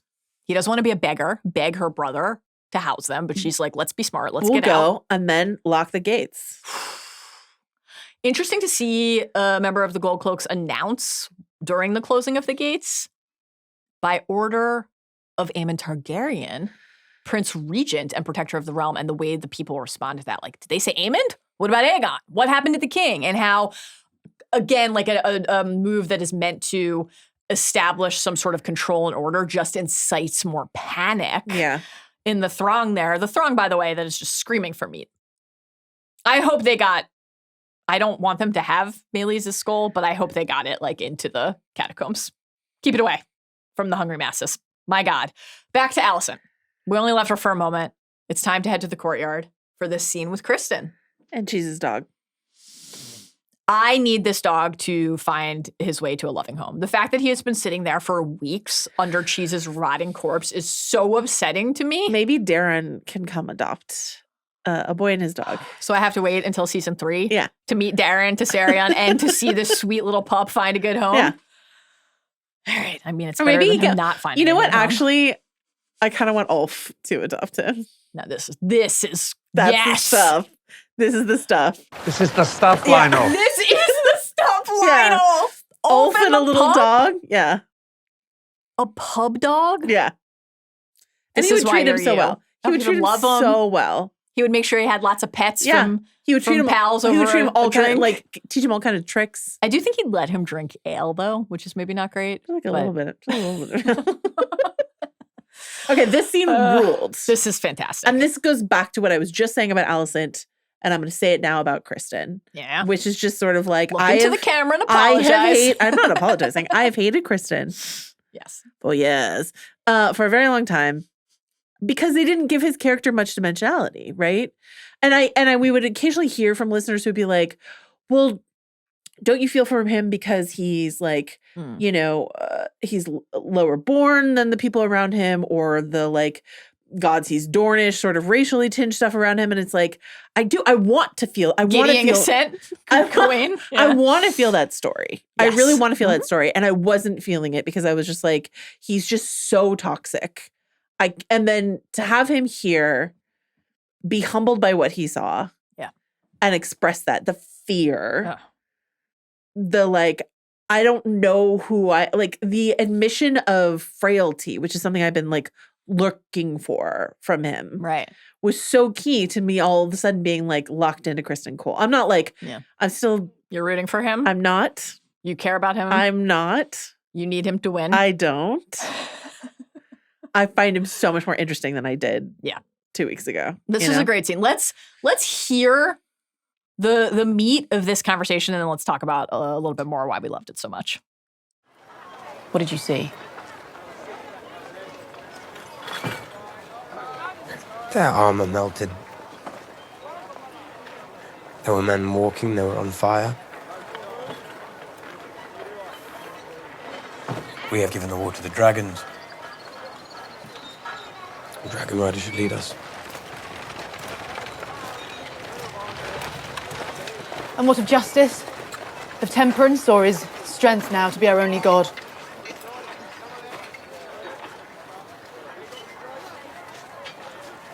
So you cast me aside. Have I not spared you? What we must do now is terrible. Will you preside over it? Is this who you are, Alicent? Do not ask to be spared. I did not give you leave to speak my name. Holy shit. This is incredible. First of all, just incredible work from both Oh, yeah. Olivia and Fabian here. The intimacy, the history that they have, and then the intimate aspect of their relationship and how that informs this. We have the humor leading into that exchange of, has your loyalty faded, or does it flourish only at night and flee the sunrise like a moth, which is clever, but also it really registers, because you would think, if you were Alicent and we would think watching this, right, you're only by my side when we're fucking at night, and the way that kind of history could be could further complicate why you felt somebody betrayed you. Totally, but it is, and here's where I will take Criston's part in this. Yeah. It's a double standard of Alicent, who treated him like dog shit every time they left absolutely her room. Yeah. You know and what I mean? way, that's why I thought, I did not give you leave to speak my name, and the way his head hangs after that was so effective, because it's an even more personal version of the Gawain getting a scent line, and the way that people are always reminding him that he doesn't belong in their world. Yeah. It was just brutal. Yeah. And then you have the PTSD from the battle, waking to this changed world. Now a world that he helped to change, which is also amplifying his feeling here. Similar to Alicent. Absolutely. You made this bed. Yeah. Confronting With what dragon you fire. brought into the world, right? Correct. Reaping what you helped to sow. What of justice, of temperance phrasing? Did this make you think of where's duty, where's she used the exact same cadence. Where's duty, where's the sacrifice? rhythm of it. Yeah. For some reason, this brought up this Stannis quote from A Clash of Kings. When she says, what of justice, of temperance? And Stannis says in that book, in King's Landing, the High Septon would prattle at me of how all justice and goodness flows from the seven, but all I ever saw of either was made by men. This idea that, again, Alicent cloaks herself in religiosity when, they, whether it's a flaw of the show or the character, I'm not sure, but, I would like to know more about, what the church's teachings are in this, you know what I mean? She's she has her crucifix, which is actually a 7-pointed star, and she has her aphorisms that she says or whatever. But I would just like to know more. Tore down the orgy murals. A hard look for all of us. But you know what I mean? It just seems so empty, her piety. And Yeah, the one access point we have to her, to the depth of her connection to that is the sept, and when we see her pray, because that's about building a bridge to the past and establishing a sense of connection to people she's lost. But that's a personal connection to spirituality, and I just I'm curious about the institution at this given time. I mean, especially, she's a Hightower, but she's part of this Targaryen reign now, and the history between the faith and the Targaryens is so loaded and evolves ruler to ruler. That's a great shout out. The sparing. Criston thinking he's sparing her. Alicent thinking, I don't want to be spared. Saying I don't want to be spared. Obviously another Rhaenyra comp here. Right? Yeah. I don't want it. Stop saying you're protecting me. Coddled princely. I don't want to be kept on the sidelines.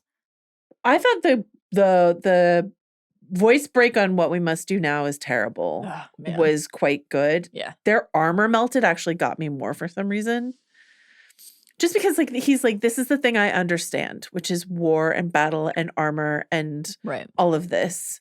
And to see that it just melts. Yeah. It's just nothing. It's just goo in the face of this dragon battle. Then what are we even doing here? Right. This is my life. This is my uniform. Mm-hmm. This is my mission. This is my purpose. Mm-hmm. My cloak of purity. I'm your sworn shield. These are the things how I find understanding and meaning and purpose in my life. And sometimes that's true. And for him, pure. And sometimes it's a way to justify the things that he does to other people, or something that he will project onto other people, like the Eric scene. But it is the defining center of his experience. And for that to be it melted, turned to ash in front of him, well, then what mooring, how do you orient yourself in your own life after that? Then he's just had to give it, then he's just decided to give it over to Aemond. Right. I don't trust this person. I know what this person is capable of. But I have to say out loud, he should be the one to lead us, because how could anybody else make their way through this world? I liked, too, how before the clip we heard that idea of like the order of things came back into play. Like that's how Criston justifies why Aemond should be the one that is the order of things. And that like very specific language was at the heart of that great Rhaenyra and Rhaenys conversation in season 1, episode 2, right? And when the boy comes of age and your father has passed, the men of the realm will expect him to be heir, not you, because that is the order of things. When I am a queen, I will create a new order. And we talked a lot at the time about like the break the wheel comps. Yeah. But what we're seeing here is like for everybody, not just Rhaenyra, how can you seek to make a new order when the world is on fire around you? That's the only new order that there can be, the old order. I just love that he's like clinging to sort of this functionary role. He's there with his little book supervising the cutting down of the rat catchers personally. And he's just got his little his little hand of the king little notebook, and he's just sort of become a civil servant, a functionary, you know what I mean? When he was this like great warrior, but he's just sort of like, that's not I'm not even part of that anymore. Interesting too for him to have to immediately return to that, because that was the thing he sought to flee. Right. Just before Rook's rest, like I am sitting down once in this hand of the king chair, and I need to get out of here. Yeah, I need to get out of here. I need to be back in the circumstance. And now he's like, never mind. Give me the notebook. I'll do the spreadsheets. It's fine. It's fine. You think he's an Excel guy or a Google Sheets guy? Oh, this guy is an Excel guy. Yeah, I think so too. Joanna, it is time to go to the Twins, a chill place where bad things never happen. I got a little bread and a little salt for you. Is that fine? Or I will say that seeing a plate of food, seeing guest rights in the middle of that table, it was such a trigger. What about the Twins in proximity to someone locking any kind of gate? Very tough. What was your primary association? Were you like, let me see if there are any fingernails in the offering there? Any Frey pie action? What did you bring to this most of all?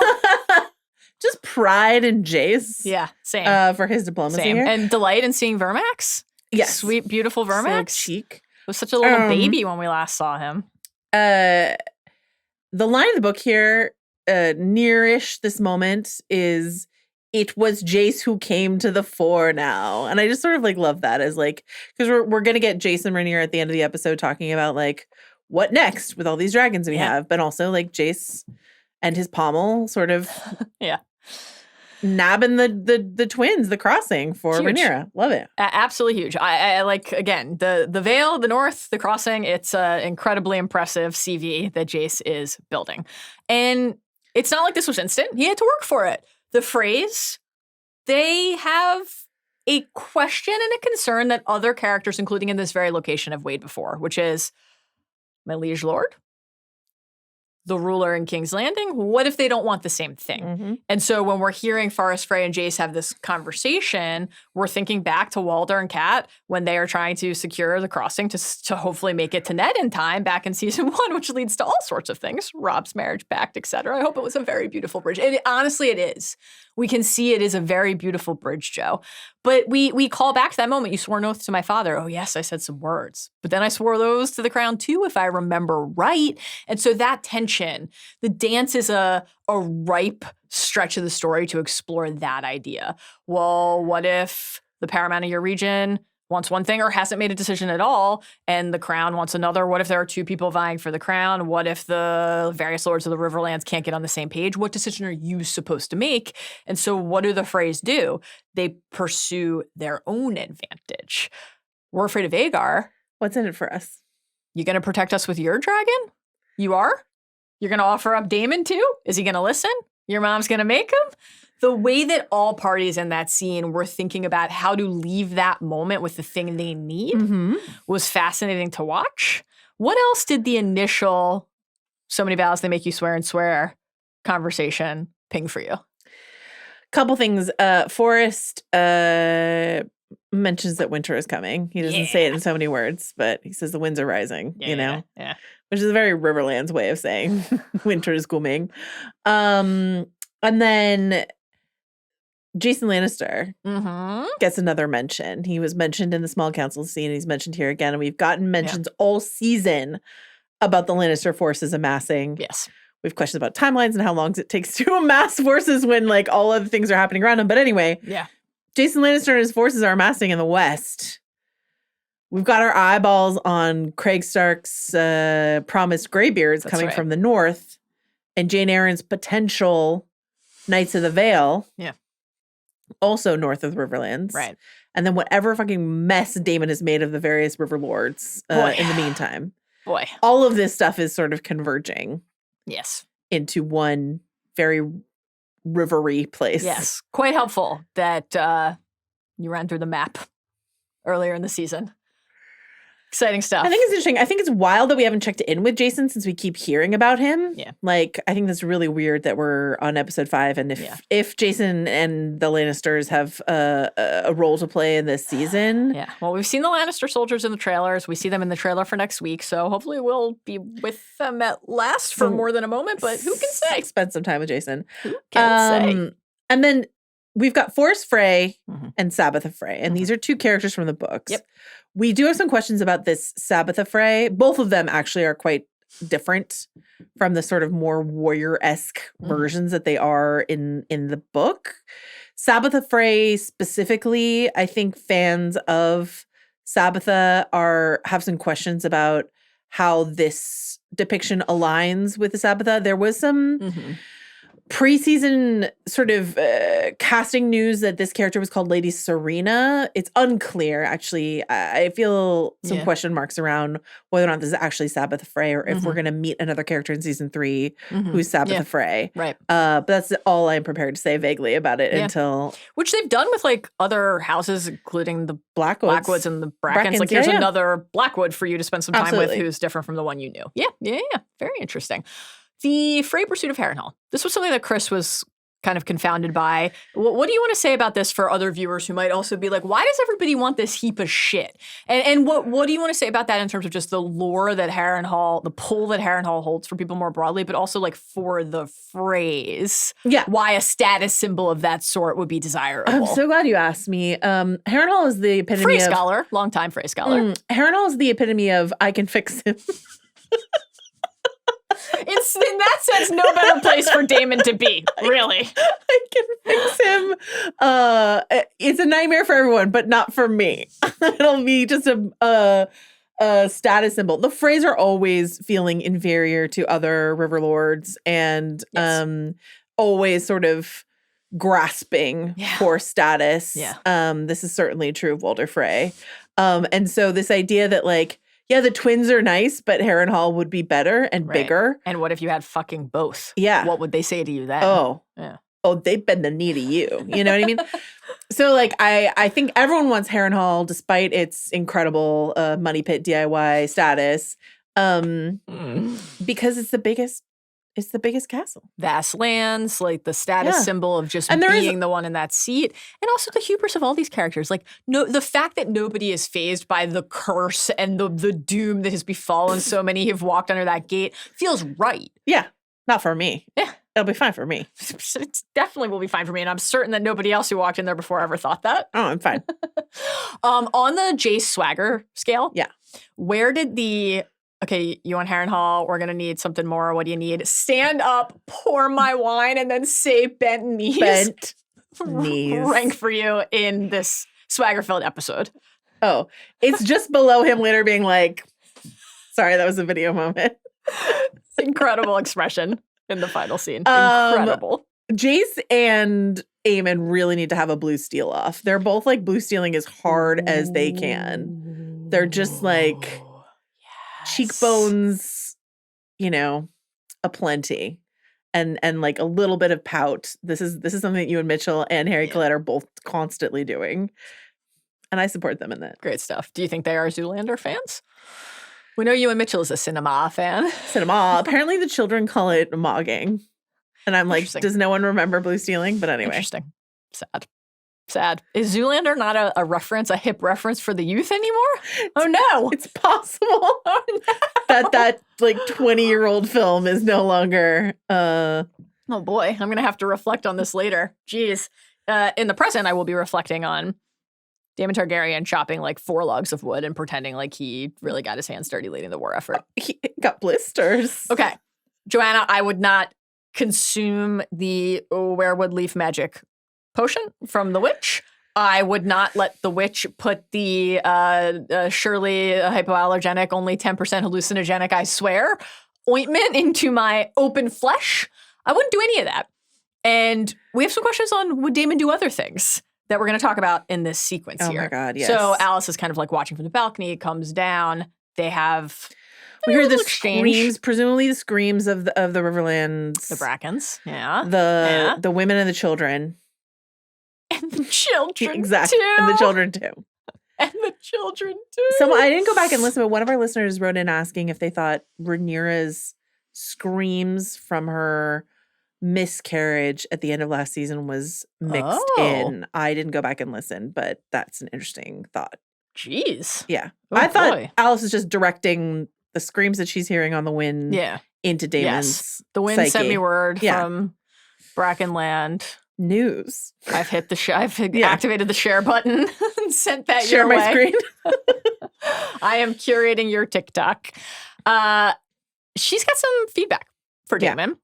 This continues a little recent pattern of Alys saying things to Daemon that we wouldn't necessarily like expect him to suffer from too many characters, right? She says things like, when he says war is a terrible thing, this is not war. There are crimes. These are crimes against the innocent that any upright man would repudiate. Or is that the kind of army you would raise? Men who hate you, who serve you under your duress? Or I'll cross you no further. I'm sure your tactics are, after all, approved by the queen. What are you making of the fact that Daemon is willing to receive this rather than, again, the old, like, took out Dark Sister and lopped off your head because I didn't like the things you were saying? I think, well, first of all, we need to shout out him saying, like, basically, you confuse me for an upright man. Yeah. Like, Great stuff. Where'd you get that? I think he's just been put in a vulnerable space, a vulnerable, guilt-ridden space where he's open to this kind of manipulation, whether it's just her manipulating his dreams or the potential werewood goo that she gave him or whatever witchy, amazing shit she's doing. 10 out of 10, Alys, I have no notes for you. You're the best. It's put him in a place where he is just sort of vulnerable here. What I really like is this idea that like dragon riders can just like hop on Caraxes if they're pissed at their wives or like whatever and just like zoom like away from the carnage. And Alys is really trying to bring Daemon down to earth. I still don't know that I have fully grasp on like to what end. Yeah. But she's really trying to make him marinate in the actual horror of what's happening on the ground. Right. And like even the way she puts like what has followed you here, right? You can't actually flee and escape the imprint that you have left on the realm around you. Yeah, it's a great call. Are you getting any Mysaria vibes? Not current Mysaria, but like the Mysaria Daemon relationship in terms of him not just having maybe like a draw or an attraction to a mysterious woman of a certain standing, but the fact that he will confide in this person, we're going to get to the things Daemon says shortly here, or let that person chide him and ridicule him, which like, again, he doesn't allow too many other people to do. As soon as you start critiquing Daemon, he's kind of like, I'm he shuts out. down. Yeah. That's it. But Alys and Mysaria were able to say things, to like speak hard truths to him. So does that feel like that's a fun comp. That's interesting. Something to watch. All right, let's talk about what Daemon does, which is just respond outright by saying Rhaenyra cannot succeed. Her supporters won't let her lead. They look to a man for strength. Where are you with this a couple days later? What do you want to say about this? Take me through how you are processing this particular rendering of Daemon Targaryen. I'm really out on it. But also holding out to see the full shape of the season. Okay. Okay. Here's the thing about Daemon Targaryen. Yes. He is George R. R. Martin's favorite Targaryen. Perhaps his favorite character, full stop. Yeah. So I want to talk about all that and like why it's important to get Daemon right. Yes. Since he's so important to George. Yes. This is not come from me like in a I love Daemon fangirl space because I think Daemon is an actual piece of shit often. And that's part of the whole thing, but it can't just be that. Right. And that's what's really important. That mix is part of what is such a fascinating brew. Brew. Haven't said brew in a while. I know, it's been a minute. One of our listeners, Tina, sent an email about this idea of Harrenhal being, she likened it to like a Horcrux or the One Ring if you prefer. This Love idea this. of like it enacting, she called it psychic rot.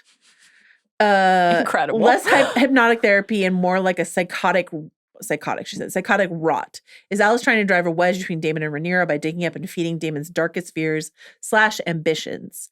Is it like Ron wearing the Horcrux, this magic slowly corrupting his mind, confirming everything he's ever dreaded? Mm-hmm. Daemon has tried to bury these intrusive thoughts his entire life. Is Alys here to unearth them, to validate them? Daemon seems in some ways possessed. First he wants to be called Your Grace. Then it's My King. Yes. Is the progression coming from Daemon or from something else within him? We see Daemon refusing to eat when he first arrives at Harrenhal for fear of being poisoned. But what if the poison isn't a physical ailment, but a spiritual one? And like, I love this idea that Harrenhal's particular brand of psychotic rot or psychic rot would be that one of ambition. Yeah. Yes. Yes. Because we talked about this when we talked about Harrenhal, this idea of like Harrenhal itself is shaped like a grasping fist, like reaching towards the sky. And all of the people who have occupied it before Daemon and after Daemon are sort of infected with this idea of like wanting more and more, you know what I mean? Like the people who would be most drawn to pursuing the occupation of Harrenhal, the taming of Harrenhal, are the ones who are most vulnerable 100%. to what it could surface inside of them. Yeah, that's I just really love that. But like, again, if this is like something Daemon's going through and working through, I mean, I personally never forgave Ron for abandoning Hermione and Harry in the forest. Yeah, tough one. But you know, if you consider it closer to like Frodo, like the things that Frodo did that he would never actually do, or Bilbo did because they were corrupted by the ring, which is of course J.K. Rowling's inspiration for the Horcrux. It gets back to like what I really need Daemon Targaryen to be, right? So in order to fulfill George's prompt, where he says he likes a gray character, right? He calls Daemon one of the grayest characters in the history of Westeros, is Daemon the Rogue Prince, notorious bad boy, a rogue in every sense. And George's world is just like full of these characters. Yeah. It's slightly stickier to give us one of those characters in Fire and Blood versus A Song of Ice and Fire, because in A Song of Ice and Fire, we're inside the heads of these characters, so we are privy all the time to that conflict inside the human heart that we love to talk about. Would you say it's the only thing worth writing about? I really would, right? And so for a character like Jaime, who's like, I think a pretty good comp in some ways for Daemon. Yeah.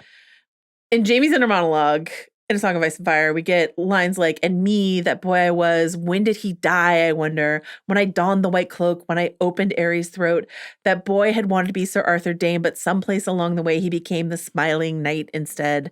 Like, him contemplating his own monstrosity. And like, how differently would we understand Daemon if we were inside his head and understanding what he meant when he said heir for a day, or understanding what it meant to confront Viserys and all that sort of stuff like that. But we don't have that access inside his head. And so what we need, and what George gives us often plot-wise from Daemon, are these moments where we have to decide for ourselves, but there's constant ambiguity of like, what is Daemon thinking? When is he going to confirm our worst feelings about him? And when is he going to surprise us with a moment of tenderness and affection? Picking up the crown. Picking up the crown. Yeah. Like being there for Viserys.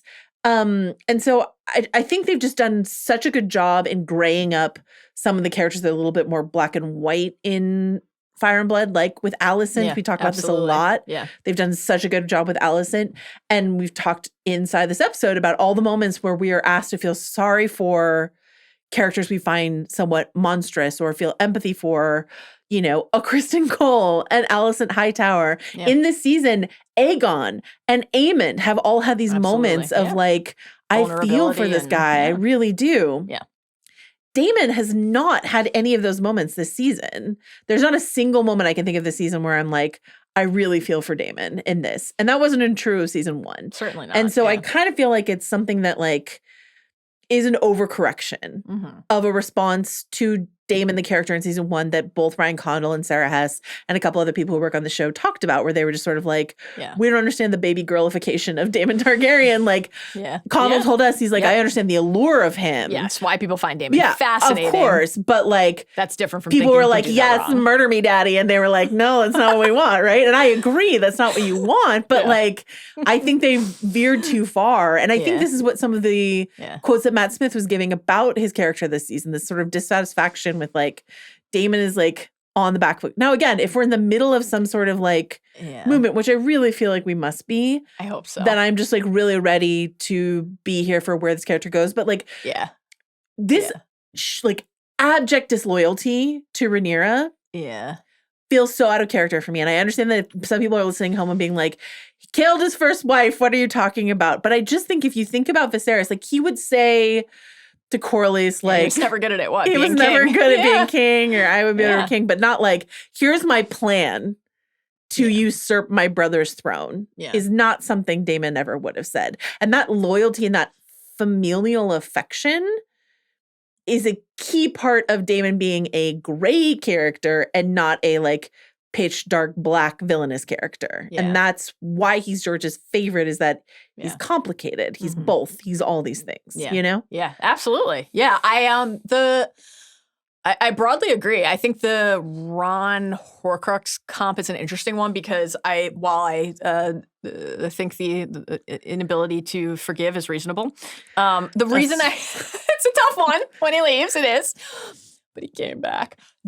That scene, that moment always breaks me because he's like, I get it, you choose him. And like the thing that the Horcrux is able to prey upon is a real feeling inside of Ron. Yes. And then it's warped and weaponized and consumes the better instincts and the better angels. So if that's what we're seeing, I love the way you're the point in the email and then your description of Harrenhal as that comp, amplifying the worst parts of Daemon, the worst instincts that Daemon carries, and the then like kind of delicious irony of Daemon ending up in this state of psychic rot. Great, wonderful phrase that we will be continuing to use moving forward. Because he thought this was the place he needed to be to prove his worth. Yeah. That's all really interesting to me. I also feel that my hope as well, and I think my expectation is that this is like a rut that they're both in, Rhaenyra and Daemon in a more kind of like toxic way, where they're saying I don't need the other person, and then they have to work back to realizing that they can ultimately unlock something like more fruitful together than they can apart.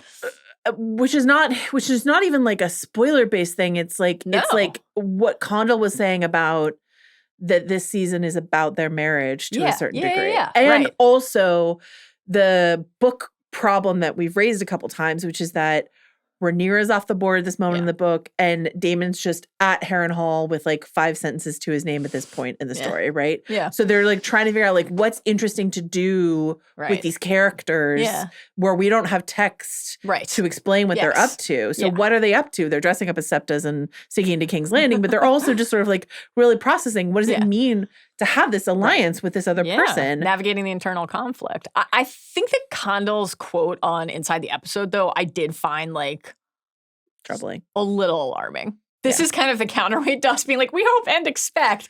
He said, and while I don't think that anybody could ever be asked to believe that he, Daemon, would turn against Rhaenyra and go to war against her, I think we could all believe that maybe Daemon would just go and claim the throne for himself. Now,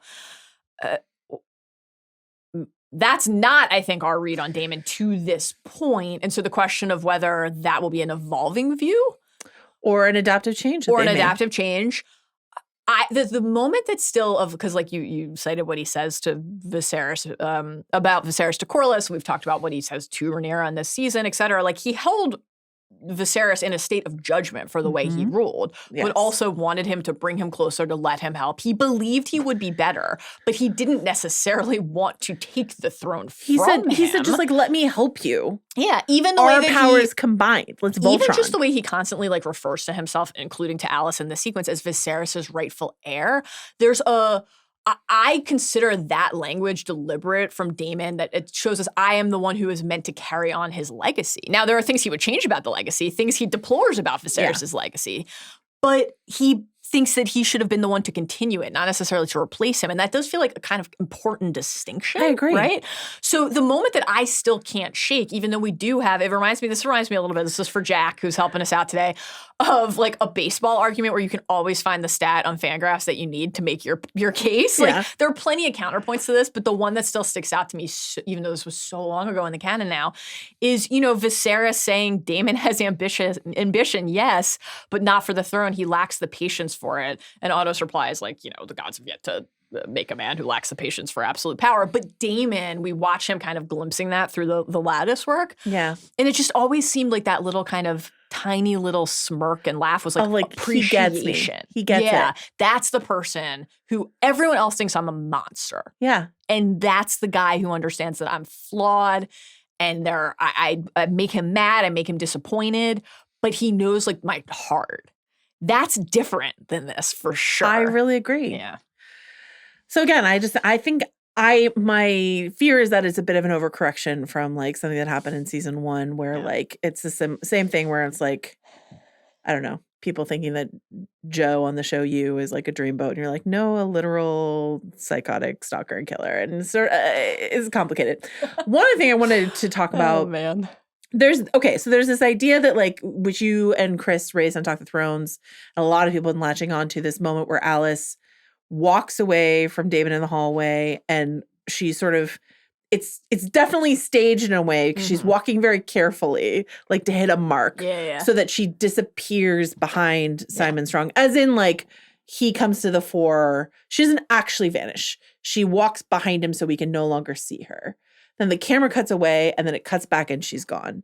So your very reasonable question was, did that bitch just vanish into thin air? Well, my question is really, do they want us to be asking that They want question? us to, I definitely think they want us to be asking that. Yeah. Here's and we talked about this last week, we're going to run it down again.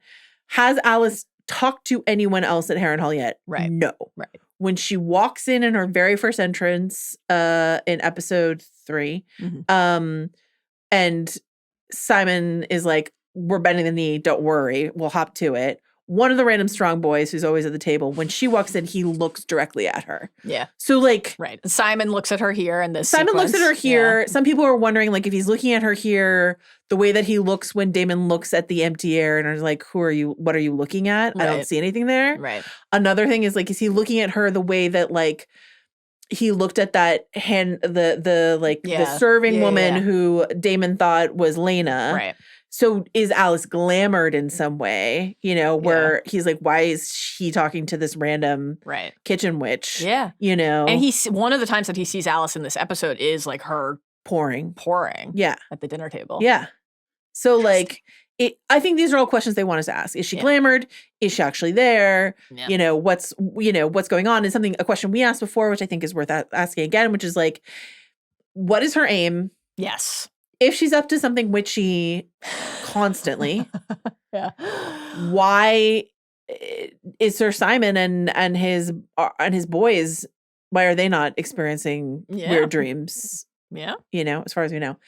I'm not going to read this whole email from a nameless emailer about Alys. And it's about sort of like, it's about Euron Greyjoy, who is also a green seer, the way that Alys almost certainly is a green seer, and this idea that like not all green seers are necessarily like virtuous in some way or another, that Euron uses his green seeing abilities for power, to amass more power, for absolute brutality. This is different than Euron Greyjoy in the show. This is book Euron Greyjoy, who's completely different, absolute maniac. But this question is like, is Alys using her powers for mischief, for power, for, like, it doesn't have to be I speak for the trees Lorax sort of thing. It doesn't have to be an altruistic, I'm pruning the branches on the Targaryen family tree to give us Azor Ahai reborn, the prince who was promised. Right. Something that this emailer pointed out that like had never occurred to me that I absolutely loved is this idea that like, thank you, is that, so Alys, if she is of some sort of strong stock, which is one of the many theories in the book. Yeah. Though the actress has said she is very old. But if she is of strong stock, they trace their lineage back to the first men. Uh-huh. So this emailer points out that we've only seen 3, fact check that if you will, but only 3 byproducts of a Targaryen / first man intermixing. The Strong Boys, Brynden Rivers, the Blood Raven, and Jon Snow. Because the Starks trace their lineage back. Brynden Rivers' mom traces her lineage back to the first men, blah, blah. So this idea of like a combo of first men blood from Alys Rivers and Targ blood, like is she trying to have sex with Daemon and get an heir off of him? Because that will be a really cool cocktail of fire blood and ice blood. Right. Well, now she knows what gets him going. She makes sure he's aware that she's peeping on the mom dream. So just get the mom involved. So yeah. Fascinating. I love the idea of like, again, I would love to hear from our historian pals listening to this, but like first men blood and Targaryen blood would have been the other instances of that. If you were Daemon, would you just leave? I mean, I know it's would have left. I would have left long ago. But again, this is like a point of pride. Yeah, he can't concede. He can't let Harrenhal defeat him. I know. Yeah. Oh, Daemon. Great stuff from you. That was wonderful. And from you. Baela and Corlys. We talked about this a lot in our interview with Steve. So we'll maybe just go through this really quickly because we're going to revisit it with him. Anything you want to say about I loved this scene. Great Baela episode. Great Baela episode. And like just something finally for that character to do a bit more. I mean, with all respect to the Moon Dancer incident earlier this season. But like, I thought this was wonderful. I thought her like really feeling like the shape of her character come through. Yeah. Yes. And I like the separation of the sisters, because like, it's always like Baela and Rhaenyra, like to like, now let's understand who they are. Here's what Rhaenyra's doing in the Vale, and here's what Baela is doing here with Corlys. I think it's great. I agree completely. I loved the I am fire and blood driftmark must pass to salt and sea. Just the framing of that, the phrasing, the confidence with which she said, in essence, I know who I am. Yeah. So many characters are trying to figure that out. It was really striking. Yeah. And I thought too, just like the fact that she finds Corlys, she says that she looked for you the trident. This has like become this season, I think, my favorite, like random recurring bit of ours. Great stuff. And he's not there because he says his house has just become a tomb. And it reminded me of after Vaemon's death, that moment between Rhaenys and Orwyle in the first season where, he says to her, it is ill luck to look upon the face of death. And Rhaenys said, the stranger has visited me more times than I can count. Grand Maester, I assure you he cares little whether my eyes are open or closed, which was such a haunting sentiment. And like now this family has just suffered even more death and loss since then. Oh. Alfred. What do you want to say about this? Alfred's going to Harrenhal, and may he be haunted in his journey. Oh man, very amusing when Rhaenyra's like, "Am I off?" Or when Alfred says to Rhaenyra, "Like, am I off the council?" It's like, would you be surprised? I mean, she handles this with a level of aplomb and tact that I thought was like, frankly, remarkably to her credit. I would have been like, "Fuck yeah, get out of here!" May he be smeared in weirwood paste. May he be chopped up and fed to the weirwood trees. Oh man, Alfred, wild stuff. Do they have doors in Dragonstone? Don't let the massive cavernous archways hit you on the way out. Don't let the dragons eat you on the way out. That's my message to Alfred. Okay. We have notes for Alfred, always. And Joanna, boy, do the River Lords have some notes for Daemon, who is woken in the hour of the wolf. This is rude. They have valid feedback here. It's a 4 a.m. meeting. This is just simply not acceptable. Now, they wrote to Harrenhal. They got there when they got there. I would be like, can I have like a brief power nap and a nosh? And then I will see Daemon when he rises. In one of your many drippy rooms. I was very amused when Daemon walks in to this like clearly angry group of important people. Yeah. Right? We have a Derry here. We have a Malister here. Wallace Mooton is here. Like, these aren't nobody characters who have come to give Daemon a piece of their minds. And he's just like, let's start with a lesson in etiquette. But I also love when he's like, man. is it time for pudding? And it's just like, because so many times he's been awoken from these dreams and he's actually at dinner. That was incredible. That's really funny. That was incredible. Oh, Matt Smith. Wonderful stuff. So here's the update from the River Lords. They're not happy. They know he killed a baby. The Blackwoods have visited absolute abject atrocities on the Brackens. That's why. Desecrated Seps. Desecrated Seps. Let's bring Anakin back for a moment. The women and the children, too. Yeah. And when they allude to Little Baseball Neck, they mention that this was foul business conducted under Rhaenyra's banner. We mentioned on Talk the Thrones, like, this reminds us as Thrones viewers of the Mountain. You know, I was waiting for Ned to just appear into the scene and say, I attained him. One of Ned's greatest moments. So honestly. good. Daemon is so shook in the face of this. Like, it was really striking. He's like, I'll have the man who, I didn't do that. I'll have the man who said I did that brought before me. It's like, it's half the fucking kingdom. They're like, everyone, good luck. This is your reputation and your standing in the realm. Yeah. And they say to him with a level of like bold, unflappable, like no fear, right? Again, to that idea of like, they're not impressed by you at all. Right. This goes back to the dragons, the melees and the procession and this idea of like, I thought they were gods. Like, they don't think of the Targaryens this way here, which is fascinating to think about given the history of like, we're in Harrenhal where Aegon and Balerion rained down fire and the castle is a melted, ruinous reminder of that might. And they stand in that very building and they're like, we're not really impressed by what you're doing and we're pretty unfussed by this whole Targ thing. So don't expect us to bow to a tyrant. Also, we heard that you aren't burning people even when they say they choose fire, so well, we don't give a shit. I'm a Malister. Try me. Yeah. Great stuff. Great stuff. Daemon. Tough one. Aemond? So this is real life for Aemond. He is standing in the throne room. He's looking at the throne. But it visually looked so similar to Daemon's throne room dream. They did Thunder and Lightning. Which is They did Dream Weather. Dream Weather.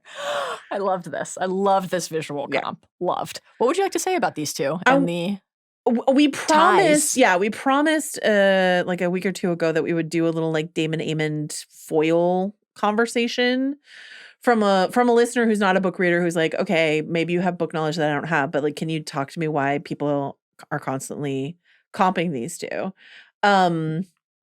And one of our listeners, Aiton, wrote in to wonder, is the shift in Daemon's character that we were sort of calling out a desire on the part of the show to draw him even closer to Aemond in their sort of characterization, in terms of like a desire for power or what will you do for the throne, etc. Right. I would do a better job than the person who's there right now. Yeah. Okay. So this season has done work to attempt to like expose the interior life of these two characters, right? We've got Aemond in the brothel and Daemon in his dreams. Like, what are the inner workings of these guys? Very mommy forward sequences for both of them. White mommy focused. This is the teeniest, tiniest of tropes course language convo happening here, but like, I miss the tropes course. We'll get back to it. It's been a minute, but like. The idea of a foil, yes, what a foil is, are two characters, and I think I am guilty of misusing it. But foils are two characters who are quite different, that are in like somewhat similar circumstances. You can sort of like put them under an umbrella, but when you look at their characters and their choices and all this, the way they live their lives, they view their lives, they're quite intentionally created as different from each other in order to highlight certain aspects of each other. George loves a foil. He said when someone once asked him why he writes so many foils, he says, well, drama arises out of conflict. So you like to put together two characters who are very different from each other and stand back and watch the sparks fly. That gets you better dialogue and better situations. He literally created Arya was the first character he created, and he literally created Sansa as a contrast to Arya. But there's also like Bran and Jaime, or Ramsay and Jon, or Cersei and Marjorie, or et cetera, et cetera. So this is a constant like setup in George's work. Foils is not what we're talking about actually with Damon and Aemond. They're mirror characters. Yes. Foil, actually, fun fact, and I just learned that this week. The term foil comes from the fact that jewelers used to put foil under jewelry in the display cases in order to like bring out the shine of, so like that's what a foil character is there to bring out the shine of the other character. Mirror characters are different in that they are like very, very, very similar to each other. Right. And in that way, it can be like a subtler way of bringing out the distinction and the differences because it's like they're almost the same. And it then really underlines the ways in which they are just like slightly different. Right. And this is what we're dealing with. We're talking about Damon and Aemond, whose names are the same. You just move the D around. Shift the letter. It's just like these two words are looking at each other in the mirror. That's what it is, right? But all the things that they share, right? Mommy issues you already called out. Second sons, fond of a flat iron, menace on a dragonback. Yes. Excellent swordsman. Both killed a child to kick off the war. In the book, Aemond, upon the death of his father, was said to have asked if Aegon was king or if they had to kneel and kiss the horse Cunny, referring to Rhaenyra. When Viserys' son Baelon died, Daemon was reported as saying heir for a day about the baby. So these are just guys who just say some shit when sad things happen in their family. Here are the differences as far as I see them. And please agree or disagree, if you will. Emotionality, impulsivity, and loyalty to family, right? Aemond is on lockdown. Yeah. He is not an impulsive person. He waits, Vhagar. He plans. Yeah. He reacts slowly. Yeah. He plays the long game. Yeah. You humiliate him in a brothel. He will fuck you up in a small council meeting and then torture us out of the sky later. But he's not going to start a fight right there in the brothel, right?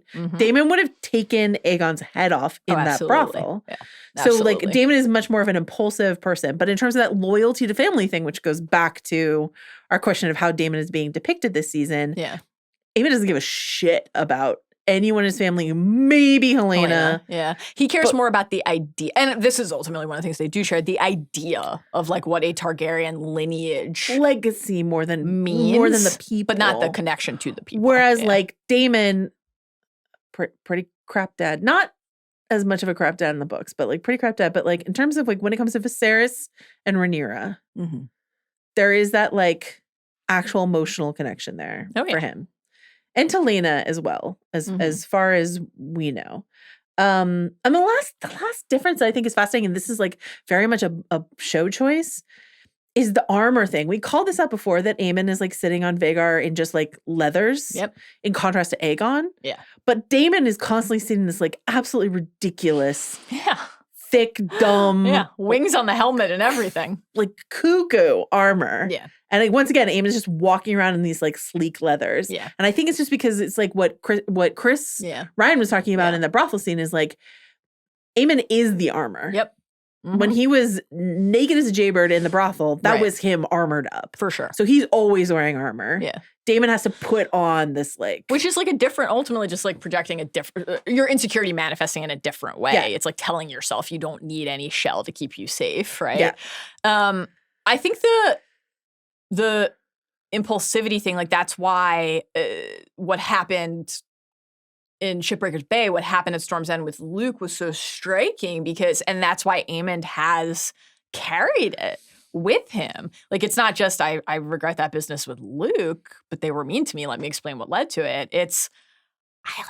I'm usually a little more in control than that of myself, of my circumstances.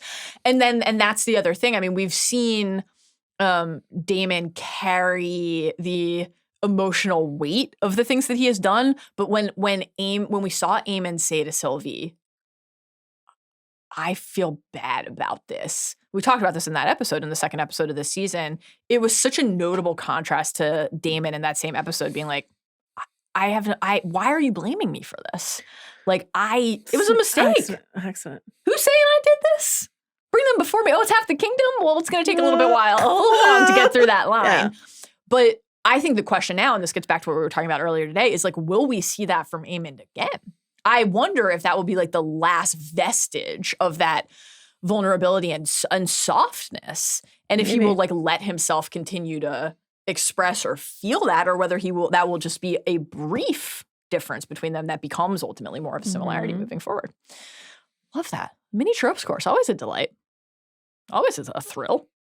What did you make? We already talked about what Helena said. Is there anything else you wanted to add here about? I fear for the Aemond shippers if this is all we're getting from them so far this season. Yeah, that was an opportunity there for like a warmth between them or something. Like maybe just like a tender hand on the forearm. No. Anything at all.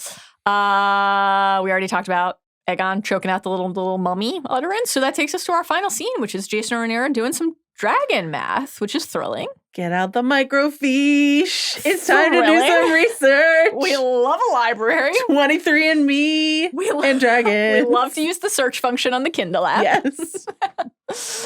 Oh, man. So Jace comes back.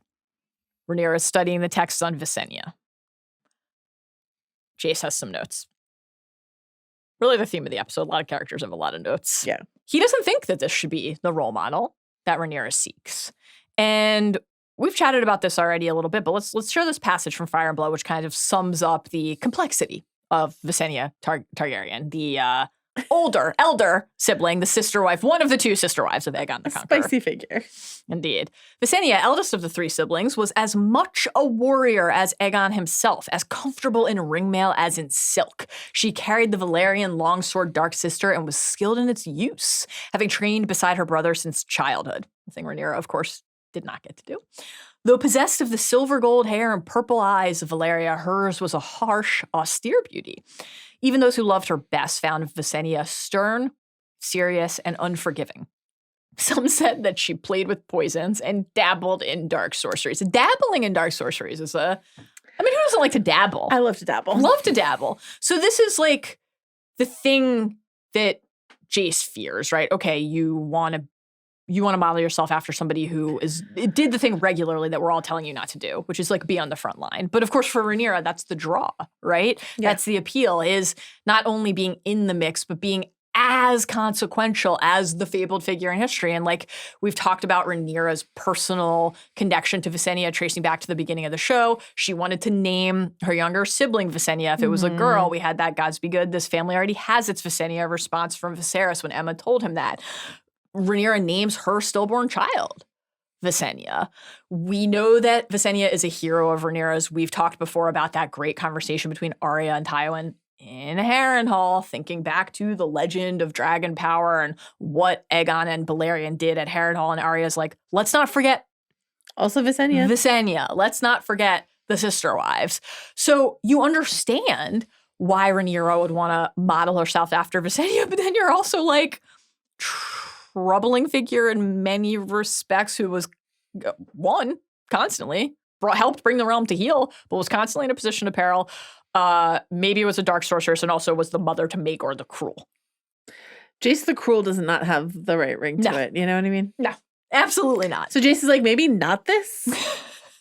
But I understand that Rhaenyra is like, is this what I have to be in order to be respected? Yeah. This is a question I like when I was like in my 20s and worked for like a couple different like hard asses. A question that we asked ourselves: do you have to be a hard ass in order to rise this high in the various fields that we were talking about? Like, is that who you have to be? Yeah. And these are all like women that we were talking about. Like, do you have to be an absolute terror? Right. A Miranda Priestley or whatever, in order to get respect. And I think this is a question that a lot of people and certainly a lot of women ask themselves. And I think it's really smart to have Rhaenyra sort of dwelling on this. For sure. How did you feel about the way that she just speaks very openly to Jace? Like, again, able to carry more than one thing in her mind and heart at once. I'm proud of you for what you did at the twins. Mm-hmm. It was important. You did great. I love you. Also, I resent the fact that you can ignore what I tell you and go do the thing you want. And I right now don't feel like I can do the same. Yeah, I liked it. Oh, boy. So Rhaenyra tried to avoid Dragon War at all costs, and now here's where we are. I've lost 2 dragons, and I need more. dragons. I need dragons. So Jace has a pitch, and the pitch is, to be clear, it is the pitch that Daemon made in the season 1 finale. I can say this is like correction though, because in the books it's Jace's idea. Yeah, and we talked about that a lot when we covered the finale. They were like, interesting. They've changed Daemon's relationship to this idea. Yeah.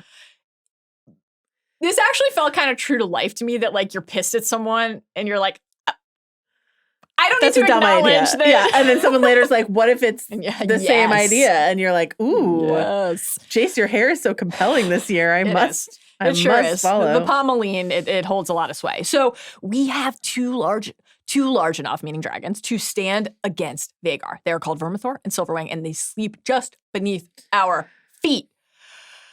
You and Chris shocked me, floored me, astonished me on Talk the Thrones by you fed Chris the dragon math, and he pretended like he knew, and I was like, are we in Harrenhal? What is happening? What is reality? It was a delight. I've never seen someone agree to something faster. So I was like, do you want to make Mallory's head explode? And he was like, yeah. Wild times. So in case anybody did not watch Talk the Thrones, which you can go do right now, here's a quick rundown of the dragon math. The Greens, they have Vhagar. Worth 1,000 times the price you paid, Joe. Dreamfire. Can take on more than one dragon. So Vhagar counts for more than one. Dreamfire, do you think we will be seeing Dreamfire? Helena has a dragon seem called ready? Dreamfire. We saw it in the background briefly in season 1. We have not heard much of it since. Sunfire. Badly wounded, but we are not ready to officially Long take in the day. Sunfire off the board. Toussaint, not yet rideable. But coming. Darren's dragon, somewhere in the margins, somewhere. And then Some kilns, some eggs. some eggs. So, not yet ready. Okay. Team Black. Melee's off the board. Arax off the board. So since Daemon's dragon math pitch, 2 dragons have died. That is a difference, a notable distinction. So here's what we have. Caraxes, the bloodworm. Daemon's mount. dragon. Cyrax, Rhaenyra's dragon. Moondancer, who is getting We've seen it in a action. taste for action. Yeah. Vermax, the diplomat dragon. Oh, man. Vermax has seen a lot of the realm now. Vermax has traveled. Vermax has seen the world. Yeah. Tyraxes, Tyraxes and Stormcloud hatchlings. in the Vale. I still am taking some issue with calling Tyraxes a hatchling, but yeah, hatchlings and in the Vale. So, and we should say Stormcloud did not seem to be included in Daemon's like math. If we go through the numbers that he gave, I think we just need to like. it is what it is.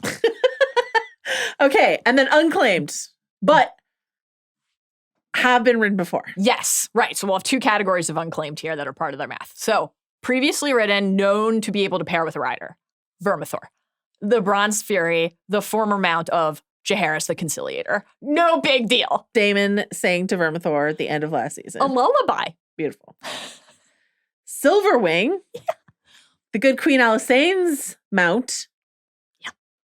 Have not seen Silverwing yet, but Cannot wait. in the basement Cannot wait. And Sea Smoke. of the goatee. Laenor's dragon, complicated. Yes, and we have seen Sea Smoke a couple times this season. Adam watched Sea Smoke Buzzing fly around over. Adam. Massaria and Rhaenyra saw Sea Smoke, like crying out. Lonely laments. Very sad. Then we have another category here. Wild dragons. They're there, flying around on Dragonstone, but they have never paired with a rider. Never been mounted. Unlike Alyssa Targaryen. There you go. The cannibal. Great name. Grey Ghost. Great name. Sheep Stealer. It's also pretty good.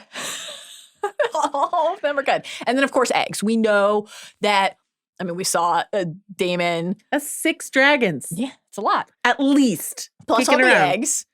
We saw the eggs that went to the Vale with Rhaena, but Mhm. we know also, like, you know, Cyrax, a clutch of eggs, Daemon going down into the dragon. Like, he's always talking about and has been over the episodes about the eggs that are in the mix. So they are also on Dragonstone, where the Dragonmont is, this like natural habitat where the dragons like to be, which is important. Like, this is a place that Yeah. the dragons have a connection to their power. Not so the dragon pit, an unnatural, confining habitat that will be the subject of canon for ages to come. So this is the math favors Team Black, Joe, if they can find their riders. If they can find their riders. I think a couple things are important here. And I think we're going to spend more time on this concept in future episodes. So yes, we will circle back after we see more. An abbreviated thing. But here's a couple things to think about. One is that Jace himself is not as Targy as no one really thinks he's that Targy, but he's half strong. Yeah. Half Targaryen, and he can claim his dragon, no problem. So Absolutely. he's just got every as reason. His brothers, Luke and Joff could. He has every reason to be like, Valyrian histories, sure. They said you had to be pure of blood, but do you? I loved this. Me too. Loved. And like the meta aspect for us as fans when we're parsing the unreliable narrator nature of the histories for Jace to be like, like Gilded and Glory, this is just the propaganda machine making us seem really special. Yeah. And we've talked a lot before about how, just to remind folks, like in Valyria of old, the Lego set before it was disassembled, the Targaryens were like one of many dragon riding families and hardly the most notable or powerful. So other bloodlines who can trace their roots to old Valyria before the Doom, before the Freehold fell, other families rode dragons. So there's this connection to the Valyrian history that we'll explore more. Our colleague Riley wrote a great piece on theringer.com. What a great website. Valyrian, not Valarian, is the key. Yes. Yeah. Going through some of the potential theories of like the ties to the blood magic in Old Valyria and what that might mean. He had a lot of fun with that. And there is that Septon Barth, get your Thanos was right mug and move it out of the way. It's time for Septon Barth was right. Note in George's latest Not a Blog on dragons, where he said Septon Barth got much of it right. We'll circle back like after the show explores this attempt to pair, and we'll talk more about what that cements or updates or confirms or tweaks, whatever, about what we know about the canon. The other thing in the Not a Blog post that we should mention is that George was like, I'll be going into much more detail on this in Winds of Winter. And a book that's definitely coming like very soon. Oh my God. Mallory, how do you feel about the potential for Winds of Winter dropping when they just announced a new box set of the existing books? This was a tough moment. Yeah. In Ringer Game of Thrones Slack. This was tough. What did I say? It's not coming. I definitely had I will buy this. I can't wait to buy this. This cover art is stunning. Oh my God. Oh, and beautiful. Love it. Can't wait to add it to the bookshelf. Oh no, they wouldn't be putting out a new box set if they thought they had another book to add to it soon. They really wouldn't. But back to your point about like Jace and his lineage, because we've talked about the other side of that before, which was how people could suspect Jace and Luke and Joff of being bastards all they want. Like Rhaenyra is still their mother, so the idea that they would have like a difficult time claiming their dragon was always a little bit bizarre. Yeah. But it had long been the custom amongst the dragon lords of Valyria to wed brother to sister to keep the bloodlines pure. So again, a larger Valyrian tradition, not just a Targ tradition. Bloodlines pure. I like, to your point, Jace and Rhaenyra bringing that knowledge to this. Like, well, but we also were okay. Maybe you just need it on one side. Maybe you don't need it at all. Maybe it is total propaganda. What's hilarious about Jace, again, I don't like using the B word. Let's just say illegitimately conceived. Conceived out of wedlock. I love that they're like, let's look to our cousins, not like, let's look around for some other illegitimate children. Yeah. They're like, let's search the family tree for some distant cousins who might have some Targ blood. That was really interesting. Let's start with just like the non-ruling Targs who had to be like shunted off to other marriages and other families. Targs. Tough moment there for the Masters and the Tarleys. Caught astray. Are this question of like disaster for the Targs? Yes. Our listener Cody, just to parallel Melee's being paraded through the street, is this idea of like, okay, if we democratize the Force, which we always love, if we say, shut up, broom boy, you don't have to be a pure Targaryen to ride the dragon, does that not undermine once again the specialness of the Targaryens? Sure. I mean, I agree with Rhaenyra.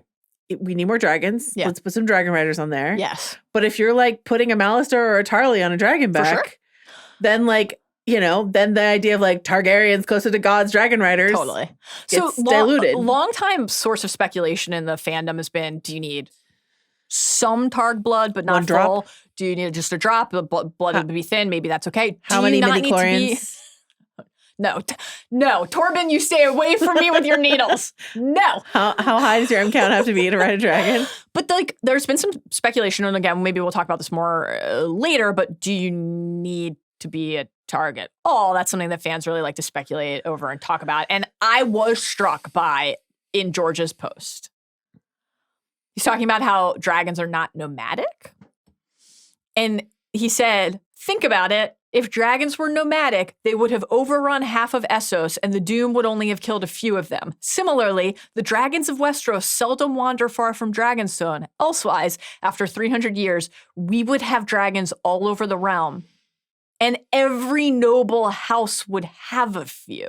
Now, he didn't necessarily say, and ride a few. Maybe they just took up residence in this scenario. But I thought that was like Curious. a striking thing to put in the post. And yeah, to your point about like, okay, well, maybe if it ends up being like you've got some Targ blood, but just not pure, you could still hold on to a little bit of that. Well, we're different, we're special, right? Targ exceptionalism. If you don't need any of it, how long can you claim to be closer to gods? Fascinating stuff. Wig watch. This is a quick wig watch. Will you wear wigs? I just feel like I always forget to wait for the musical cue. Thank you. Okay. Alys Rivers, who I think looks incredible. Yes. In the hallway scene with Damon where she may or may not have disappeared behind Simon Strong, I felt like her wig was really wigging out. Like it really looked very wiggy. It was like riding low on her forehead and like you could not see in her part. Like her part is so anyway, this is a telltale wig sign. If you can't like see any skin inside the part, sorry, that sounds gross, but like it's true. Then it's just sort of like that. It looked a little dime story. So you hate a crevice, but you love a part. Interesting. Well, in a classic wig. The canon grows. It expands. Joanna, it is time now. Yeah. Slightly more elevated than that wig watch was. For our interview, our chat with Corlys Velaryon. Iconic wig wearer, Steve Toussaint. We wanted to start by asking about sort of a meta question for you before we get into Corlys and Rhaenys. We wanted to get into Steve and Eve and what it's like for you. You've been paired with her for so long. You're together in every interview. What's it like to lose this sort of partner in your work? I don't want to sort of use too much hyperbole, so I'm not going to say that I'm bereft or devastated, but near enough. It's been such a joy from the day that we first met. We just clicked just immediately, literally within seconds of meeting each other. And I've told this before, that after the first day of shooting, which was the scene, the very first shot of the whole of season 1 was the scene where we're by the fireplace and I say that history doesn't remember, blood remembers names. Mm-hmm. After we had shot that scene, I went home and I actually said to my partner, I said, oh, thank God for Eve Best. And it has just grown from there. So yes, the thought of not being paired with her and not doing this stuff and not working with her, it's been like, oh no, that's horrible. But it's an actor's life. And hey, it's Westeros. People die. No one's safe. No one's safe. Have a sort of related question, because the Corlys Rhaenys marriage, but more broadly their partnership, has been like one of the most rewarding relationships for us to watch develop over the course of the 2 seasons so far. So we're wondering if you have not just a favorite scene, either from season 1 or 2 that you two shared, but maybe one that you feel is like most emblematic of the nature of that partnership. Oh, wow. Oh, that's a really good question. I think, just off the top of my head, yeah. I would think, and I'd have to go back and look at this scene, but how I remember this scene, there's a scene in season 1, I think the king has come, mm-hmm. I think he's come and asked for our son to marry his daughter, to marry Rhaenyra. Yeah. He then retires. I hope I'm getting the chronology right. But it's a scene basically where initially Corlys goes up to her, puts his arm around her and says something like, she says something along the lines of, our son's gay, basically. Right. And he's like, don't worry about it. He'll grow out of it. That scene, I think, is emblematic in the sense that, it shows, hopefully, that it shows that there's love between them. Also, that he pays attention to her, even though he does brush it off. But that's a scene that I think encapsulates an awful lot of their relationship. And in fact, a very famous still was taken from that relationship where we're almost in silhouette, holding each other. Mm-hmm. Really, really have fond memories of that particular scene. Now that you've been asking me that, I'll go and watch it and go, oh, no, that's not it at all.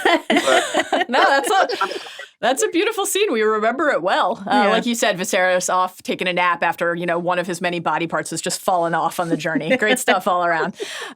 So we find Corlys in this episode 5, in a very broken, very emotionally raw place. You just mentioned Laenor. We're chatting about Rhaenys's death, obviously. Laena. We're curious to ask you, because in season 1, so much of Corlys's arc is defined by his pursuit of legacy, his obsession with what his standing and his house's standing is going to be in the annals of history. So that has really shifted over the course of his arc, and we're wondering about that relationship specifically between grief and ambition. How has all of the loss that Corlys has suffered shaped the way he thinks about his goals, his pursuits, and what really matters? It's an interesting journey, and it's been fascinating to explore it and try and play it.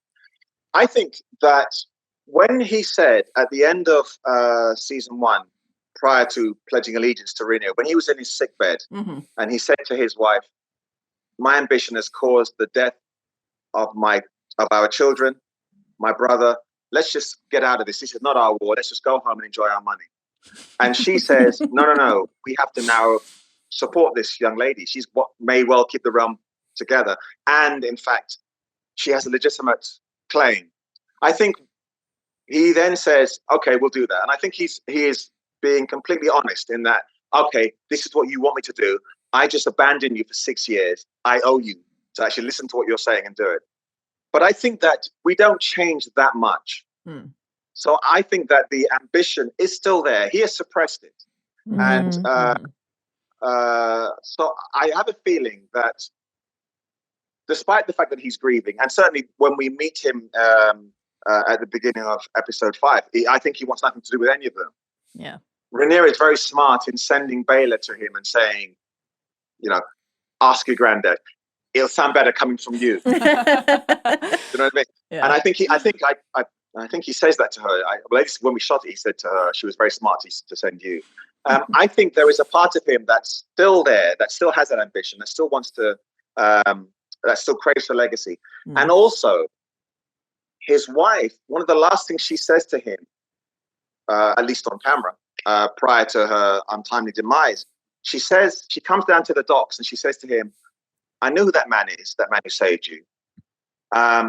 And it's not his fault that he's here. Don't blame him for what you did, basically. And he shouldn't be swept under the carpet. He should be, I don't know if she doesn't use the word exalted, but it's that kind of, he is your blood. He deserves to get what's coming to him. Right. And I feel like as Corlys sits there with the hand brooch in his hand, he thinks, well, I've got permission.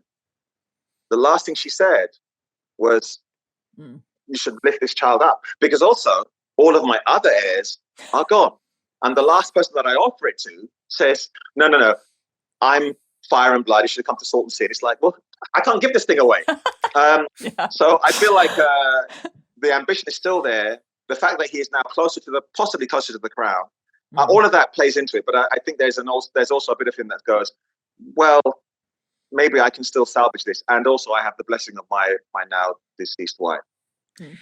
Before we get to Alan, there is that offer to Baela. And I was curious, in that moment when he offers to Baela, how much of that is sort of like an impulsive reaction to her directness, to her, the way she's carrying herself in that scene? And how much is it at all Corlys thinking about Rhaenys, who was talking about Baela and Rhaenyra as possible heirs? Like, how much is he thinking about her in that moment, or how is he reacting to Baela specifically? For me, I think it's about Baela specifically, because I think in the discussion that he has with Rhaenys, she posits, she doesn't mention Baela because Baela's going to be queen. Mm-hmm. Baela's fine. She mentions the youngest boy, and Corlys dismisses that. This kid is like, I don't know how old the kid is, like 2 or 3, so don't be silly. Right. And then she says, well, what about Rhaenyra? And he's like, well, she knows nothing about ships. So he dismisses her. I think it's in that moment, that fire and that spark that Baela exhibits. I felt for me as we were playing it, I was like, oh, you really are your mother's daughter. You are your grandmother's grandchild. Yeah. I think he sees, I mean, for the way that I think about him, he likes a spark in people. So it's in the same way that with Alan is very wary of him and very much a self-made man. That independent streak, I think Corlys likes that. Mm-hmm. And so in that moment, to get back to your question, when Baela stands up to him and says, well, you can do what the fuck you want, I think he is kind of like, oh, yeah, maybe it could be her. She has the spirit, but she has enough sense to sort of, it's not me, I think. I love that. On the Alan and Adam front, how, we get this great story of Corlys and Rhaenys and their love story and their long enduring love story. What does it do to your perception of that to add this information that not only did he have 2 boys, in an affair, then that means that affair was at least long enough to issue 2 sons. So how does that added information inform how you think about the marriage between those 2? Well, it's so weird. It was, it's been very interesting in trying to explore it and trying to make sense of it. Because for the whole of season, because, okay, I didn't read the books. I purposely just chose not to read the book because the book is the book and the TV series is the TV series. So let's just keep them apart. Totally. And so for the whole of season 1, it was just all about, oh, they're in love and it's great and it's pure and she's the one person he trusts and so forth. And then I was presented with these scripts and you're like, oh, wow, okay. And not only did he, and so then initially I sort of went, okay, well, maybe it's that thing of sailors, they go away and they're away for months. But what was the crux of it was the fact that it's 2 boys with the same mother. Yeah. And Eve and I spoke about this. I've had long discussions about this and about how Rhaenys would feel about it and how Corlys would feel about it. And I still haven't quite got to come to terms with it. I had a friend who was a capoeira instructor here in London. But when he was training, he went to Brazil to learn.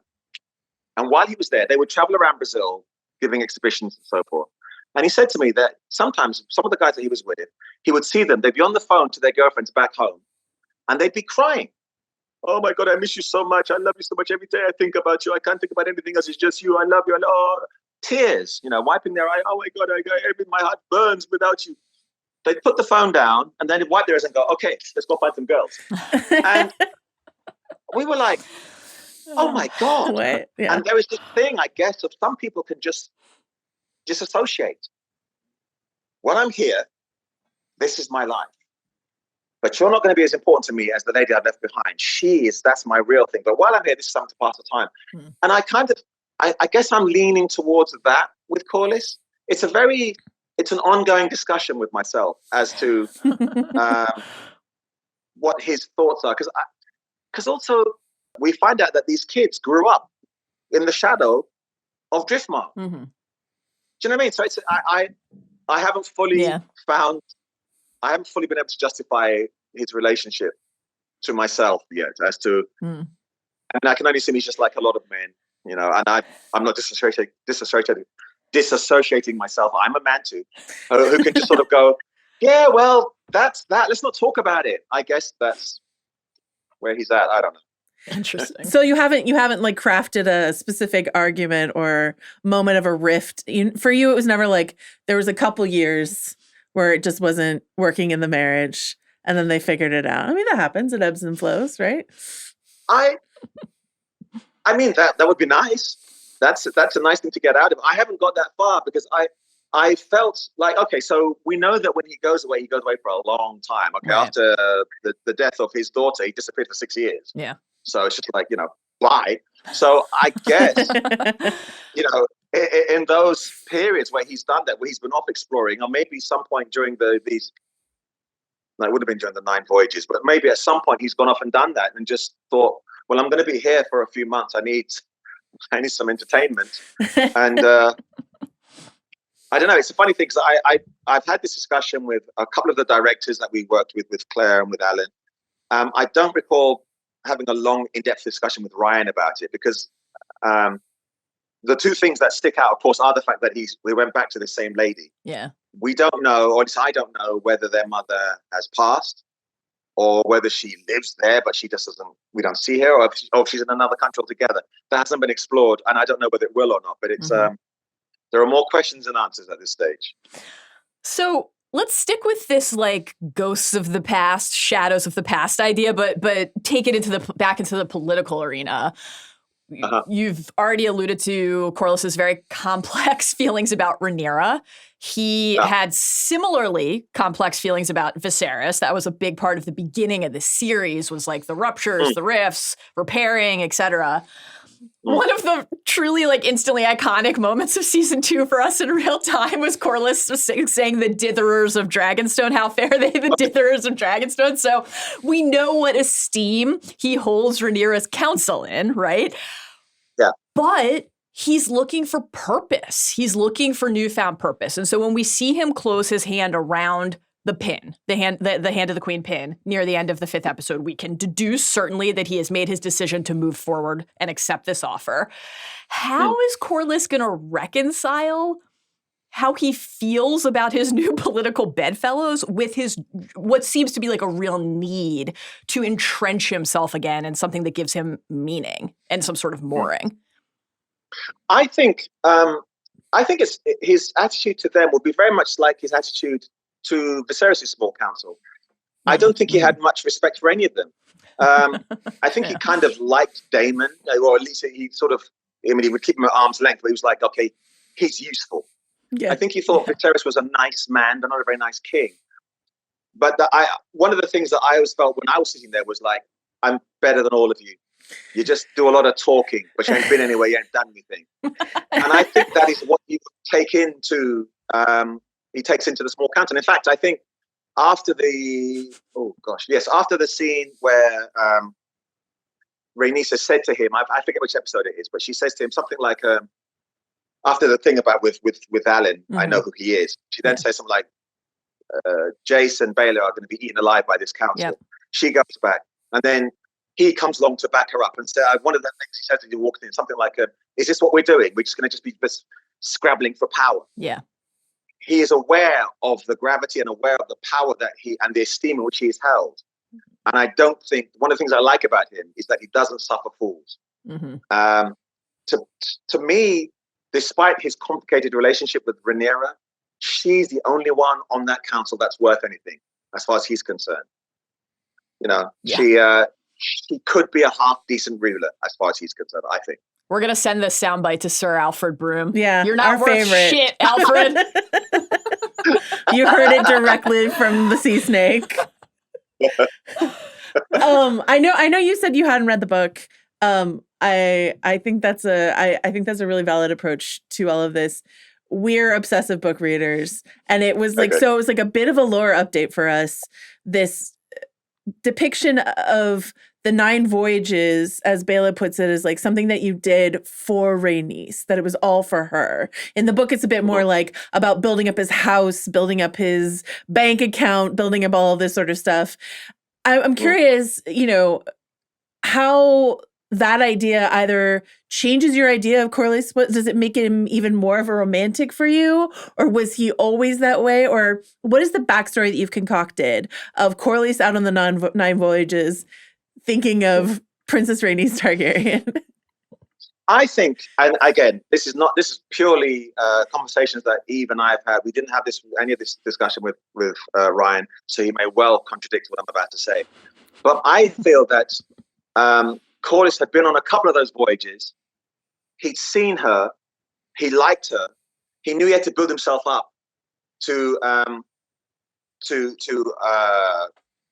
call for her hand, basically. And I decided that they were at a ball somewhere. Maybe it was around voyage 3 or 4. And he makes an approach to her, and he says to her, "I'm going to marry you.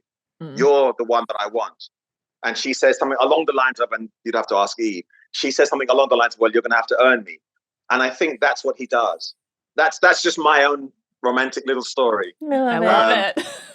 Yeah, that he's like, of course he's trying to build himself up, and he's had that thing in there's a scene with myself and Matt, there's Damon, in episode 2, I think, of season 1, where he's trying to persuade Second Damon. Sons. Yeah. Second Sons, yeah. Right. Yeah. Talk about, he said, I know, I built this all by myself and so. So there's still that part of him. It's still about self-aggrandizement, but also it's like, this is the woman that I need to be with, and I will do whatever I have to get her. And I love that. I love that idea of the two of them. We have just a couple quick rapid fire questions to close out. I'm going to ask you what we asked you and Mitchell last week, which is make the case for your team, Team Black. Why should we be Team Black versus Team Green right now in the story? Right. Do you know why? Because this is a realm which is built on law and precedent. The king himself named his daughter. This is the person. Half of the people who are now on Team Green are the same ones who came to that hall and they bent the knee to her and pledged allegiance. When you give your word, you give everything. So that alone is the reason. And we're just nicer people. I love this. I agree. We're just nicer people. Yeah, we agree. Yeah. We ride hard for We're Team Black. very much over here. Team Black. Yes, absolutely. We've lost one of our co-hosts to Team Green. It's been dismaying to watch in real time. But I don't understand the argument for Team Green, to be honest with you. So Neither do I. I don't understand at all. But okay. So when we knew we were going to have the privilege of chatting with you, we knew where we were going to end the interview. Yes. This is the most important question. Correct. Okay. Okay. It's been a great season, lots of highlights. Here's our favorite moments so far. It's Corlys and Rhaenys in bed together, and Rhaenys talking about how, the idea of command, Daemon's not going to let Rhaenyra command him, and Corlys says, "Pity, I have on occasion found that to be quite enjoyable." So here's our final question for you. What can you tell us about Corlys and Rhaenys' sex life? It's all we've thought about since that moment. Correct. Well, I've not been asked that. Well, whenever we're interviewed together, Eve will always say, that they're partners and so forth, and she will always say, and they've got a rocking sex life. So I'm going to go with that. Whatever images that gives you, please run with them. That's as much as I can say. Excellent. Fantastic. All right, we have permission to spark some new fan fiction here. That's all we needed. I'll get started right away. Thank you so much. This has been a blast. Yes, Thank you. Treat. Thank you so much. Cheers. Thanks. Okay. Fantastic. Mallory, I love you being you. Delightful. Thank you. Always yourself. It's one of the things I love most about you and doing this with you. It can always be me. Yeah. You can always be you. A gift, truly. It is time now for the book look ahead, which means if you do not want any spoilers about what awaits in the story, it's time for you to pull a brand and say, I'm going to go now.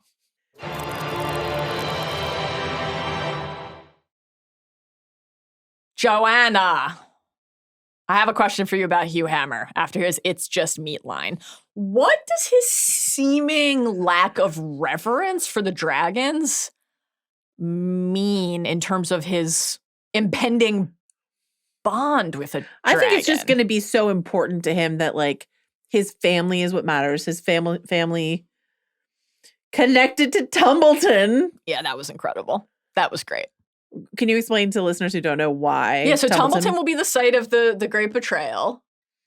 Where Hugh and Ulf will switch sides. Hugh and Ulf, who claim dragons, are riding for Team Black, will change sides and ride for Team Green.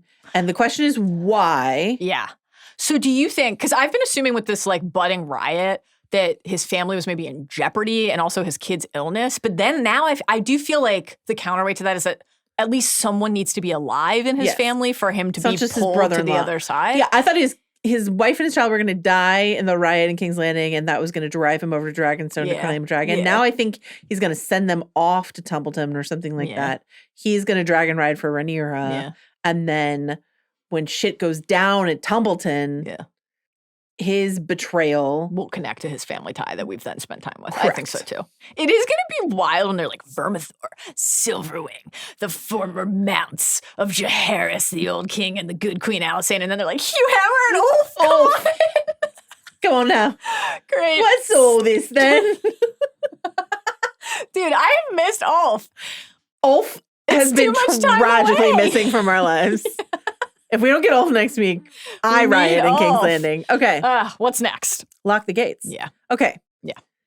The taking of King's Landing, which we think we are aligned now, is probably going to, like, here's how I envision it among many other things. Yeah.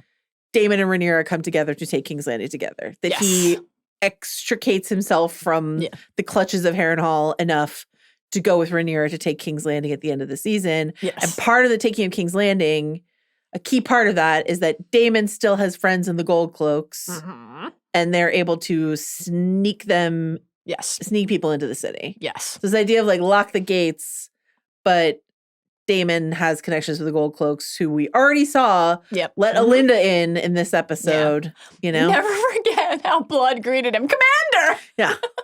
Can we talk about the flip side of that? Yeah. Which is Aemond. I mean, they can only take the city if Aemond and Vhagar have left. Yes. Damon and Alys just talk about Aemond in this episode. That fool. Aegon is unlike to survive. The realm will suffer if Aemond one-eye rolls. You should pray you never meet him. He will cut you down as soon as wish you good day.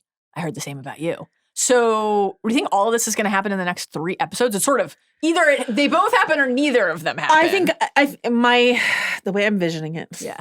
Sewing into fish feed into taking of King's Landing? It's complicated.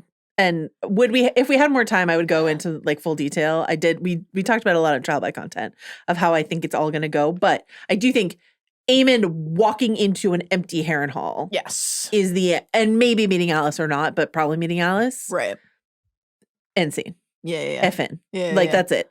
So he's going to arrive at Harrenhal and realize, and it's going to be like, what the fuck? Yeah. And then we cut to King's Landing and Rhaenyra and Daemon are like, surprise. Yeah. We we're save here. the cut by the throne for another time. I still like that as the final shot. I hope that happens for you. You had asked if Aemond would be vulnerable again. I think we will see that with Alys, right? I hope so. And then this is a fun guessing game. If Aemond gets haunted at Harrenhal, who do you think he sees? This is literally the only thing currently that gives me a different theory for timeline for the rest of the season. Those mystery shots from the trailer of Alicent, like by the God's Eye. What we thought might be the God's Eye, those like dreamy, like lake shots of her. Like, are those going to be Aemond's mommy dreams at Harrenhal? Will he arrive in time to have some sort of Harrenhal dream plot this season? It honestly doesn't seem possible based on how much time is left, but I am like, what are those Alicent shots otherwise? That's a good question. I mean, is it definitely a lake and not? Could just be the Blackwater. They're just by the Could just be a really Bay. big bathtub. They subbed in a larger bath. She loves a bathtub. Here's some theories I have. Yes, hit me. We get Leo back to play young Aemond, and he sees a younger version of himself. I hope so. At Harrenhal. He was great. Ty Tennant could show up. It would be the thrill of my life. It would be the thrill of my life. Don't even put these notions in my mind. Okay. Because now if that doesn't happen, Luke. that would also be great. That kid's probably getting taller by the day, so they gotta hurry that up. But you know, will Arax make an appearance? Maybe, yeah. Luke, Like, you really fucked me, man. my wingman. Okay. The pink tread? To go back to taking King's Landing. Yeah. Are you on Gwaine Hightower Death Watch? I feel like by not putting him in the City Watch, they've spared him, protected him. Okay, great. And it was, if that is in fact the case, it was the right choice. Yeah. And they should keep him around for because as long Gwaine as possible. Hightower could die. Simon Strong and Gwaine Hightower, 2 of our favorite new characters, could both die in the finale. No. As Aemond takes Harrenhal and so Simon, while that will be agonizing, I do feel like we've just gotten more time with him, and it will be such a memorable time by the end. I mean, who knows what the next few episodes bring, but just don't think actually we've gotten enough from Gawain. Agree. Sunfire. Obviously, Sunfire's not dead. Hashtag Sunfire lives. In terms of curious shots from the trailer that we can't explain, there's a shot of Baela on Moondancer that was not part of the sort of like attack on Criston and Gawain, where she looks like she's like screaming or yelling or in some kind of agony.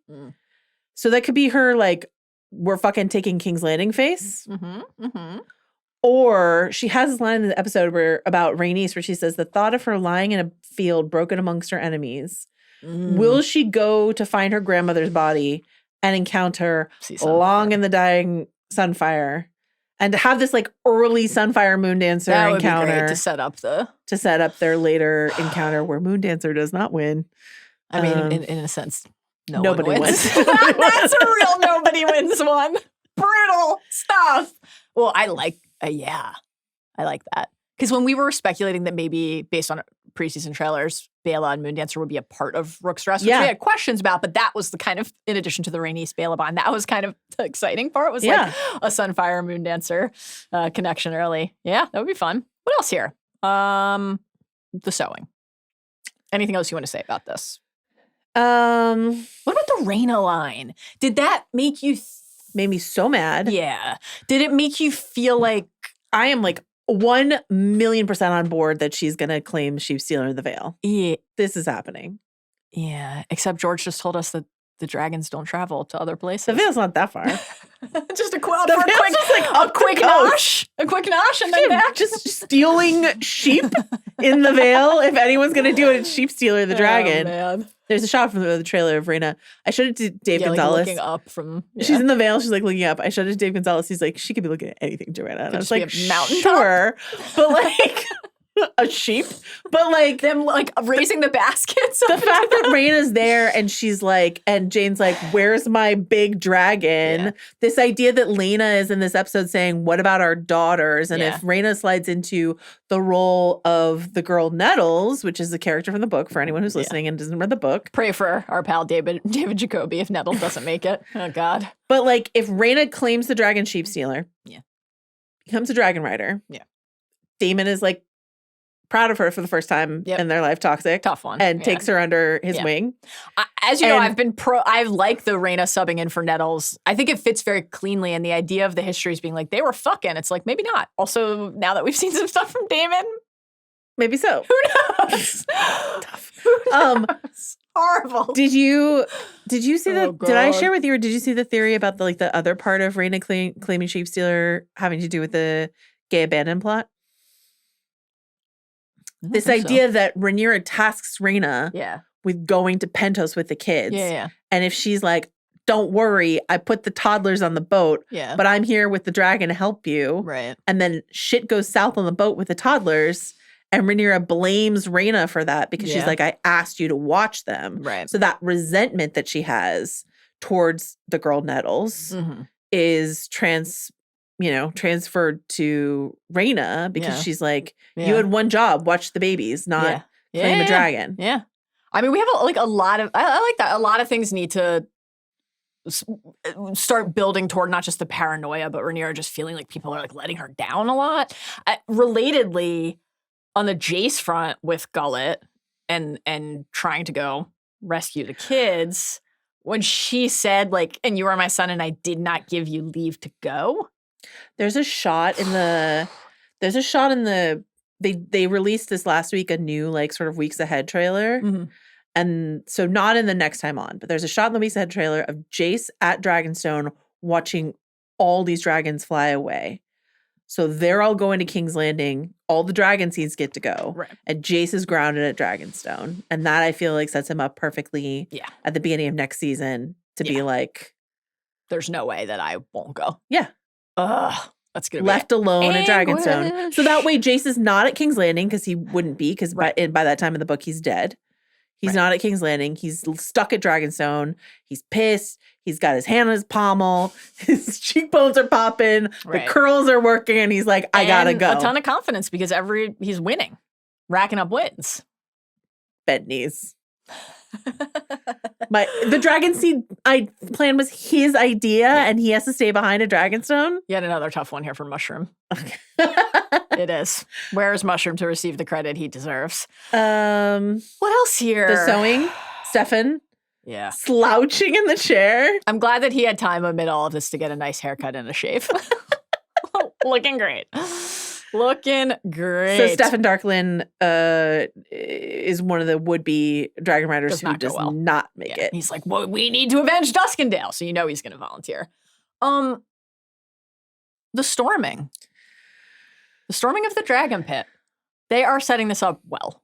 I agree. Like the discontented rumors or feed line, and this is at this point in the story, it's an anti-green, let's use this for Team Black kind of concept, and to know that this will turn on Rhaenyra, bite them so hard in the ass, and be such a devastating moment. There's a shot in the Weeks Ahead trailer of like a poster of a dragon with like a red circle through it or whatever. Off the wall. This sort of like anti-dragon propaganda. So is that what Alinda Massey and Diana, like in their bespoke, like very Newsies-esque print shop, printing up anti-dragon posters, anti-dragon prop, and then again the danger of stirring up the crowd, and then that crowd then turning on anyone with a dragon, not just the Greens. Yeah. That will be a quite short-sighted decision because ultimately their aim is to take King's Landing. It's too bad. I really do want Mysaria to have good ideas, but that will be a tough one. Here we are. A tough one. What else? So obviously Baela rejecting Corlys' offer to be heir. We're just one step closer to Alan. Our guy. Hour the Wolf. Well, Alan first has to get very badly burned, and then he gets to be heir to Driftmark. I'm excited for Alan and Adam to be more present. Be part of the cast? Yeah, I agree. Yeah. Hour of the Wolf felt like a nice little, don't worry, Cregan's going to come back. You're getting your Hour of the Wolf eventually. Nod to us. Fish feed. Fish feed being a battle that happens at the Shore of the God's Eye, the bloodiest land battle. No dragons are supposed to be there. I do have some questions about this. Again, we talked about this a lot in Trial by Content, but I have a question about like, they need to come up with some other characters to be at the fish feed for us to be interested in the fish feed. This has been my thing the whole time. Like, I actually don't think it's a successful or interesting climactic thrust of the season if it's like Jason Lannister and the Greybeards and a bunch of characters we don't really give a shit about. So they have to get a couple people they have who to are put invested in Criston and Gwaine there. Yeah. They have to, if there's a shot from the trailer of Daemon in front of like all the tents, the encampment. Yeah. So if Daemon's there and he's like, I'm going to fight with you guys. That's the easiest and then he just sort of like solve. But if if that happens simultaneously with the whole like, Harrenhal, King's Landing bait and switch. Yeah. If Daemon's like, let's go, and then just fucks off on Caraxes.